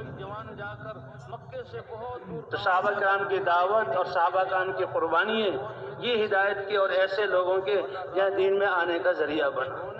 حضرت عمر رضی اللہ عنہ بہن کے گھر کی تعلیم یہ ذریعہ بنا اور صحابہ کے اخلاق اور عبادات کے ماحول کہ حضور صلی اللہ علیہ وسلم جب فاتح بن کر مکہ مکرمہ میں آئے ہیں تو حضور کسی صحابی نے کہہ دیا الیوم یوم الملحمہ، آج جو ہے یہ 18-19 سال کی جو تکلیفیں ہیں، مکے والوں نے مکے میں 13 سال ستایا اور 5-6 سال 7 سال جو ہے یہ مدینے میں ستایا، 18-19 سال، آج اس کا بدلہ لیا جائے گا۔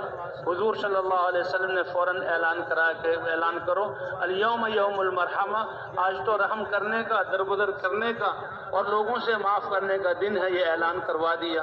اور آپ کی طرف سے جو ابو سفیان کے گھر میں داخل ہو وہ امن والا ہے، جو اپنا دروازہ بند کر لے وہ امن والا ہے، جو بیت اللہ میں آ جائے وہ امن والا ہے۔ یہ عام اعلان۔ جب کفر کی طاقت نے حضور صلی اللہ علیہ وسلم کے یہ اخلاق دیکھے تو ان کی کمر ٹوٹی اور دھڑا دھڑ لوگ اسلام میں داخل ہونا شروع ہو گئے۔ تو یہ اخلاق اور درگزر کرنا، یہ کتنے اونچے اخلاق ہیں، کتنے بڑے مؤثر ہیں۔ سارا مکہ اسی پر اسلام ہو اور فیصلہ ہو گیا کہ اب بلاد عرب میں صرف یا اسلام قبول ہوگا یا پھر تلوار، اس کے علاوہ نہیں۔ تو دھڑا دھڑ لوگ اسلام میں آنا شروع ہو گئے۔ صفوان ابن امیہ یہ بہت سخت کافر تھا، اور جس نے پہلے حضرت عمیر کو بھیجا تھا کہ حضور صلی اللہ علیہ وسلم کو شہید کر کے آؤ، وہ وہاں مسلمان ہو گئے۔ اب جب مکہ فتح ہوا تو یہ مکے سے بھاگے اور بہت غصے میں اور اپنے آپ کو سمندر میں ڈال کر مارنے کے لیے، لیکن ان کی بیوی اسلام لا چکی تھی۔ اس کی بیوی مجھے مسلمان ہو گئی، حضور صلی اللہ علیہ وسلم کے ہاتھ پر کلمہ پڑھا تو ساری حقیقت کھل گئی۔ اور اس نے جو ہے عمیر کو کہا اے عمیر تم جاؤ میرے شوہر صفوان کو بلا لاؤ۔ حضرت عمیر دوڑے دوڑے گئے اور صفوان جو ہے وہ سمندر کی طرف جا رہا تھا، تو صفوان کا غلام تھا یسار، کہنے لگا دیکھو یہ کون آ رہا ہے؟ کہا یہ عمیر آ رہا ہے۔ کہا یہ تو مجھے قتل کرنے کے لیے آ رہا ہے، اس نے پہلے بھی مجھے بہت جہاں تنگ کیا کہ میں نے اس کی اولاد اور اس کے خرچے کا اور اس کے قرضے کا ذمہ اٹھایا تھا، اور یہ مدینہ گیا تھا تاکہ العیاذ باللہ حضور کو شہید کر دے۔ یہ مسلمان ہو گیا، وہ ساری چیزیں مجھ پر آئی، اس وقت بھی اس نے تکلیف دی، اور یہ تو میرا خون بہانے آ رہا ہے۔ دیکھا تو میرا او صفوان میں مسلمان ہوں، میں تمہارا خون بہانے نہیں آیا، تمہیں بہت بہترین پیغام تمہارے لیے لے کر آیا ہوں کہ دیکھو اللہ کے رسول صلی اللہ علیہ وسلم لوگوں میں سب سے زیادہ صلہ رحمی کرنے والے، سب سے زیادہ نیک، سب سے زیادہ انسانوں کی خدمت کرنے والے اور معاف کرنے والے ہیں۔ تم ان کو چھوڑ کر کہاں جا رہے ہو؟ تم ان کو چھوڑ کر کہاں جا رہے ہو؟ ان کی عزت تمہاری عزت ہے، ان کی بادشاہت تمہاری بادشاہت ہے، وہ تمہیں معاف کر دیں گے، اور اسلام میں داخل ہو جاؤ پچھلے سارے گناہ معاف ہو جائیں گے۔ کہیں گے یہ کیا کہہ رہے ہو؟ کہ ہاں کہ ان کو تو ہم نے اتنا ستایا اور اب جو ہے وہ مکے میں فاتح بن کے داخل ہوئے، کہ نہیں وہ اللہ کے رسول ہیں، وہ ابر الناس ہیں، اوصل الناس بالرحم، رحم رشتوں کو جوڑنے والے ہیں، کمزوروں کی خدمت کرنے والے ہیں، اور بہت صاف دل اور نیک دل والے ہیں۔ کہا کوئی نشانی؟ کہا میں جاتا ہوں۔ پھر دوبارہ وہ آئے اور حضرت عمر رضی اللہ تعالیٰ عنہ حضور صلی اللہ علیہ وسلم کی خدمت میں، اے اللہ کے رسول ہمارا سردار صفوان وہ اپنے آپ کو مارنے کے لیے جا رہا ہے، اور جہاں اپنی خودکشی کر کے جہنم میں جائے گا، آپ صلی اللہ علیہ وسلم ان کو امن دے دیں۔ تو حضور صلی اللہ علیہ وسلم نے فرمایا جاؤ اس کو بتا دو اے صفوان ہم نے تم کو امن دے دیا، اے صفوان ہم نے تم کو امن دے دیا۔ اب یہ بیٹھ گئے دوبارہ اور جلدی سے پہنچے گا حضور صلی اللہ علیہ وسلم نے تمہیں امن دے دیا۔ کہا کیسے میں تصدیق کروں؟ کوئی نشانی ہے کہ اللہ کے رسول نے مجھے امن دیا ہے؟ پھر وہ حضور صلی اللہ علیہ وسلم کے پاس آئے۔ حضور صلی اللہ علیہ وسلم نے اپنی وہ پگڑی جو مکے میں داخل ہوتے ہوئے اپنے سر پر اور چہرے پر باندھی ہوئی تھی، وہ پگڑی ان کو دے دی، اور اس نے جا کر عمیر نے جا کر صفوان کو دکھائی، تو پھر ان کو کچھ اطمینان ہوا اور وہ آ کر حضور صلی اللہ علیہ وسلم کی خدمت میں آ گئے۔ جب وہ آئے تو عمیر اور صفوان دونوں ساتھ تھے، فوراً اسلام میں داخل نہیں ہوئے، اور حضور صلی اللہ علیہ وسلم صحابہ کو نماز پڑھا رہے تھے۔ کہ یہ کون ہے؟ یہ محمد صلی اللہ علیہ وسلم ہے، اور یہ ان کے صحابہ ہیں، یہ کیا کر رہے ہیں؟ کہ یہ اللہ کی عبادت کر رہے ہیں۔ یہ دن میں کتنی مرتبہ کرتے ہیں؟ 5 مرتبہ عبادت کرتے ہیں۔ ابھی وہ اسلام میں داخل نہیں ہوئے۔ حضور صلی اللہ علیہ وسلم نے سلام پھیرا اور لوگوں کی طرف متوجہ ہوئے تو صفوان نے پکارا اے محمد صلی اللہ علیہ وسلم، جی ہاں، کیا آپ نے مجھے امن دے دیا ہے؟ یہ بات سچ ہے؟ اور آپ نے یہ بھی کہا ہے کہ اگر اب امن دے دیا ہے یا تو تم اسلام لے آؤ، اگر اسلام نہ لاؤ تو پھر میں 2 مہینے تمہیں جو ہے مہلت دے دوں گا، سوچو، میرے ساتھ رہو۔ آپ نے 2 مہینے، حضور صلی اللہ علیہ وسلم نے فرمایا، اے صفوان، ہم نے تم کو امن بھی دیا ہے اور سوچنے کے لیے 4 مہینے ہم نے تمہیں دے دیے، 4 مہینے تم سوچ لو۔ یہ اللہ کے رسول صلی اللہ علیہ وسلم کے اخلاق، وہ بڑا متاثر ہوا۔ اور انہی 4 مہینے کے دوران جب حضور صلی اللہ علیہ وسلم حنین اور طائف کی طرف اپنے صحابہ کو لے کر نکلے تھے اور پھر وہاں جنگ حنین کا موقع پیش آیا، تو اس وقت حضور صلی اللہ علیہ وسلم کو کچھ ہتھیاروں کی ضرورت تھی۔ حضور صلی اللہ علیہ وسلم کا، اے صفوان، تمہارے پاس ہتھیار ہیں، تم کچھ ہمیں جو ہے دے دو گے؟ میں مانگ رہا ہوں، تم سے دے دو گے؟ کہا زبردستی آپ لیں گے؟ کہ آپ کا زور ہے اور آپ لے لیں گے؟ نہ تو پھر بھی لیں گے، یا خوشی خوشی؟ میں خوشی سے دوں، آپ مجھے راضی کر کے لیں؟ فرمایا نہیں، میں مانگ رہا ہوں، ادھار جو چیز دیے تھے واپس، میں تم کو واپس کروں گا۔ تو صفوان نے ہتھیار دے دی، اور جب یہ جنگ ہوئی تو پھر مسلمانوں کو اللہ اپنے رسول کو اللہ نے ابو اور صحابہ کو جو ہے فتح دی اور بہت زیادہ غنیمت حاصل ہوئی۔ اور جب بہت غنیمت حاصل ہوئی، ایک وادی بھری ہوئی ہے بکریوں سے، اونٹوں سے اور بکری چرانے والوں سے، اور حضور صلی اللہ علیہ وسلم اس میں چل رہے ہیں، اور حضور کو نظر آ رہا ہے کہ صفوان یہ بڑی للچائی ہوئی نظروں سے ان چیزوں کو دیکھ رہا ہے، کیونکہ اس کے دل میں کافر ہے، اور ان اب بکریاں اور چرواہے غلام اور پھر اتنا سارا ساز و سامان۔ تو حضور صلی اللہ علیہ وسلم نے جب اس کو دیکھا تو کہا، اے صفوان، کیا تمہیں یہ سب کچھ پسند ہے؟ کہاں یہ سب کچھ پسند ہے؟ کہا جاؤ، یہ ساری وادی جانور سے بھری ہوئی میں تم کو ہدیہ کرتا ہوں اور یہ تمہیں ہبہ کر دیتا ہوں۔ حالانکہ اب تک وہ مسلمان نہیں ہوئے تھے، جو ہی دیکھا تو فوراً کہا کہ اب تو میرا دل گواہی دے رہا ہے، مجھے مجبور کر رہا ہے کہ اللہ کے نبی کے علاوہ کوئی اتنی زیادہ سخاوت نہیں کر سکتا، اور فوراً اشہد ان لا الہ الا اللہ و اشہد ان محمد رسول اللہ پڑھ کر وہ اسلام میں داخل ہو گئے۔ جب حضور صلی اللہ علیہ وسلم حنین اور طائف تو حضور صلی اللہ علیہ وسلم کی سخاوت اور یہ اعمال، کہتے ابو سفیان بھی مسلمان ہو گئے تھے، لیکن ان کی بیوی ہندہ، وہ تو ابو سفیان کے مسلمان ہونے پر بڑی غصہ، بلکہ ایسی جرأت کہ اپنے خاوند کو پکڑ کر زمین پر لٹایا اور اس کو پیٹنا شروع کیا، اور مکے والوں کو آواز دے رہی ہے کہ دیکھو اس کو مارو، یہ جو ہے ڈر کی وجہ سے اسلام لے آیا، جن کے خلاف لڑتا رہا۔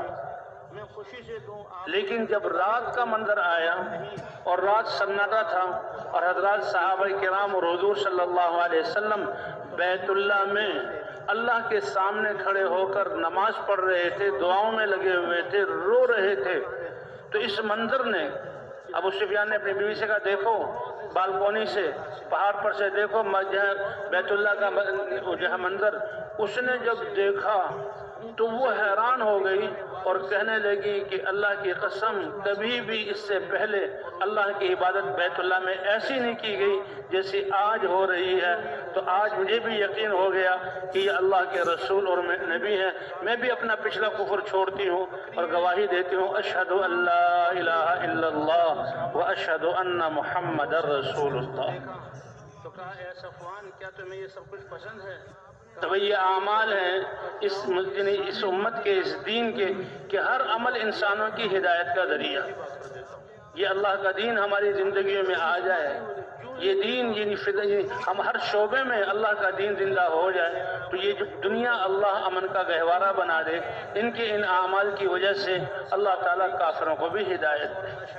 اور بھئی دعوت والا کام یہ تو اللہ نے ہمیں چن کر دیا ہے، اس کے لیے اللہ نے چنا۔ تم بہترین امت ہو اس لیے کہ تمہیں سارے انسانوں کی نفع رسانی کے لیے نکالا گیا۔ حضور صلی اللہ علیہ وسلم نے اپنی امت کو ساتھ لیا اس دعوت والے کام میں۔ جو کلمہ پڑھتا ہے وہ دعوت میں لگتا ہے۔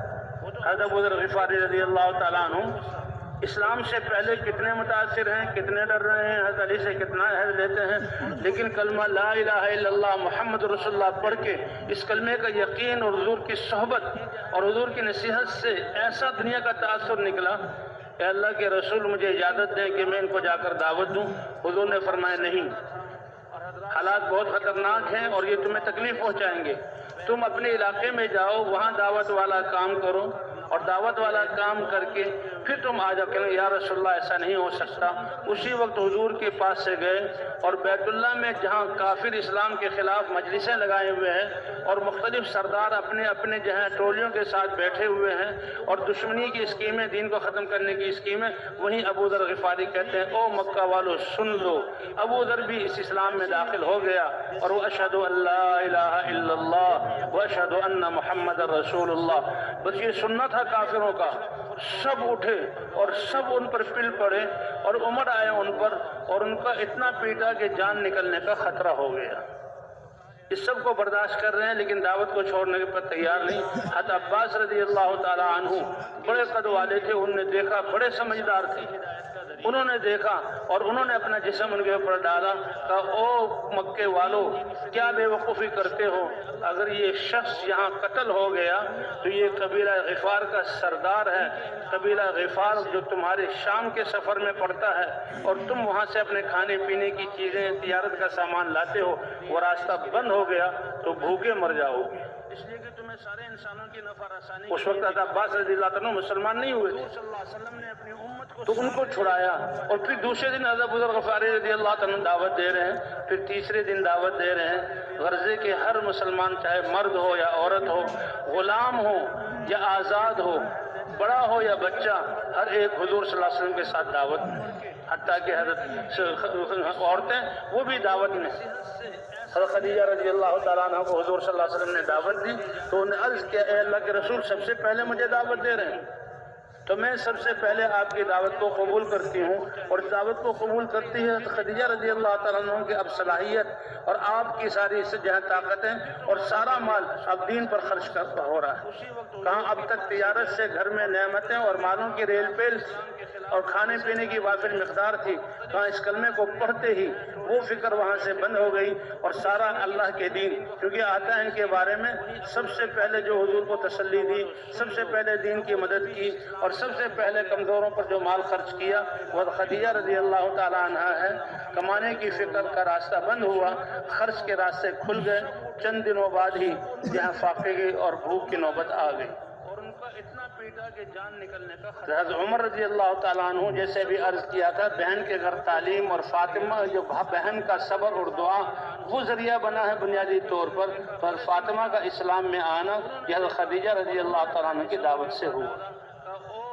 جہاں اللہ تعالیٰ نے حضور صلی اللہ علیہ وسلم کو عثمان جیسے جہاں ذوالنورین عطا فرمائے کہ آپ کے یکے بعد دیگرے دو صاحبزادیوں کے شوہر اور ذوالنورین ان کو کہا جاتا ہے اور اتنا مال لگانے والے کہ ایک موقع پر حضور صلی اللہ علیہ وسلم نے آپ نے جو دراہم دیے خوش ہو رہے ہیں اور کہہ رہے ہیں کہ اگر عثمان فرائض کے علاوہ اب اگر کوئی دین کا کام نہ کرے تو کوئی عثمان کو نقصان نہیں پہنچائے گا.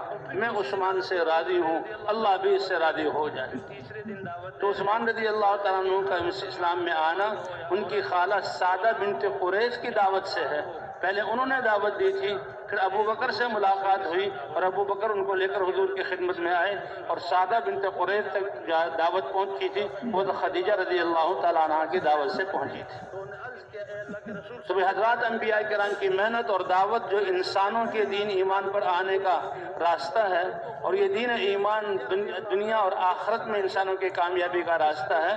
ختم نبوت کے صدقے اللہ نے یہ محنت اس امت کو دی اور اس امت کو چنا. اس لیے حضور نے فرمایا کہ نبیوں میں سے میرا نصیب تمہارا نصیبہ میں ہوں حضرت محمد صلی اللہ علیہ وسلم، اور امتوں میں سے میرا نصیبہ تم ہو یعنی میری امت جو دعوت والی امت ہے. کنتم خیر امت اخرجت للناس. سب سے پہلے دین کی مدد کی اور سب سے پہلے حجۃ الوداع کے موقع پر حضور صلی اللہ علیہ وسلم صحابہ کی تعداد یہ تو 4 یا 5 یا 5.5 6 تک بھی تعداد آتی، قبائل چاروں طرف جہاں صحابہ کرام. لیکن حضور صلی اللہ علیہ وسلم کے ساتھ جو حجۃ الوداع پر جو آخری مقدار ہے 1.25 لاکھ صحابہ. اور اس زمانے میں جو مینا اور مزدلفہ اور جو ہے عرفات، مینا اور مزدلفہ یہاں کے پہاڑ تو بہت تنگ تھے، یہ تو کاٹ کاٹ کر اب راستے بنائیں گے اور 1.25 لاکھ کا مجمع ایسے ایک میدان میں جمع نہیں ہو سکتا.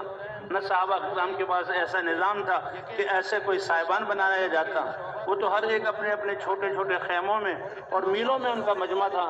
لیکن اللہ کے رسول صلی اللہ علیہ وسلم حجۃ الوداع کے موقع پر جو خطبہ دے رہے ہیں، غالباً پیر کا دن تھا، آپ کی آواز کا یہ معجزہ کہ 1.25 لاکھ صحابہ جو میلوں میں پھیلے ہوئے، اللہ آپ کی آواز بغیر ترجمان اور بغیر کسی آلے کے آخری انسان تک اللہ پہنچا رہے ہیں۔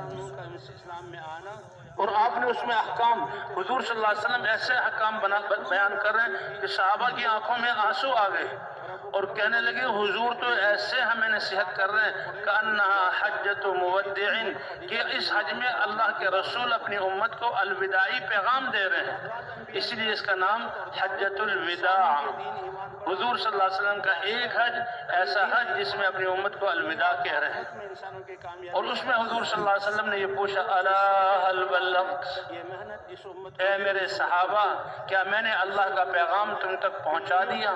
یہ سب کو آواز پہنچی، سب صحابہ کرام رضوان اللہ علیہم نے ایک زبانوں کو کہا بلا یا رسول اللہ، کیوں نہیں اے اللہ کے رسول، بلغت الرسالہ، اللہ کا پیغام آپ نے پہنچایا، وَأَدَّيْتَ الْأَمَانَةَ، امانت کو اچھی طرح آپ نے ادا کیا، وَنَصَحْتَ الْأُمَّةَ، آپ نے امت کی بہت بہترین خیرخواہی کی، وَجَاهَدْتَ فِي اللَّهِ حَقَّ جِهَادِهِ، اللہ کے لیے آپ نے محنت کا حق ادا کر دیا۔ ہم اس کی گواہی دیتے ہیں۔ اللہ کے رسول نے آسمان کی طرف اشارہ کیا، اللہم فاشہد، اللہم فاشہد، اللہم فاشہد، اے اللہ آپ گواہ رہیے کہ یہ تیرے بندے میرے بارے میں، تیرے نبی کے بارے میں گواہی دے رہے ہیں کہ میں نے پیغام پہنچا دیا، اور پھر امت کو یہ ذمہ داری دی الا فلیبلغ الشاہد منکم الغائب، تم میں سے جو بھی میرے دین کی جتنی بات کا شاہد ہے اس کو وہ علم ہے، غائب تک پہنچانا یہ اس کا فریضہ ہے۔ آپ کی آواز کا یہ معجزہ، ابھی 5 لاکھ صحابہ، چند ہزار قبریں بیت جہاں وہاں ملتی ہیں، باقی صحابہ کرام مسجد مدینہ منورہ سے چل کر اور کہاں مراکش اور اسپین تک، اور کہاں یوگوسلاویہ ترکی کے بعد یونان تک، اور کہاں خراسان تک، اور کہاں چین تک، صحابہ کرام اس زمانے میں اس پیغام کو لے کر گئے، اور ان کی قبریں اس بات کی گواہی دے رہی ہیں کہ اللہ کے دین کے لیے مدینے میں ان کے گھر جھونپڑے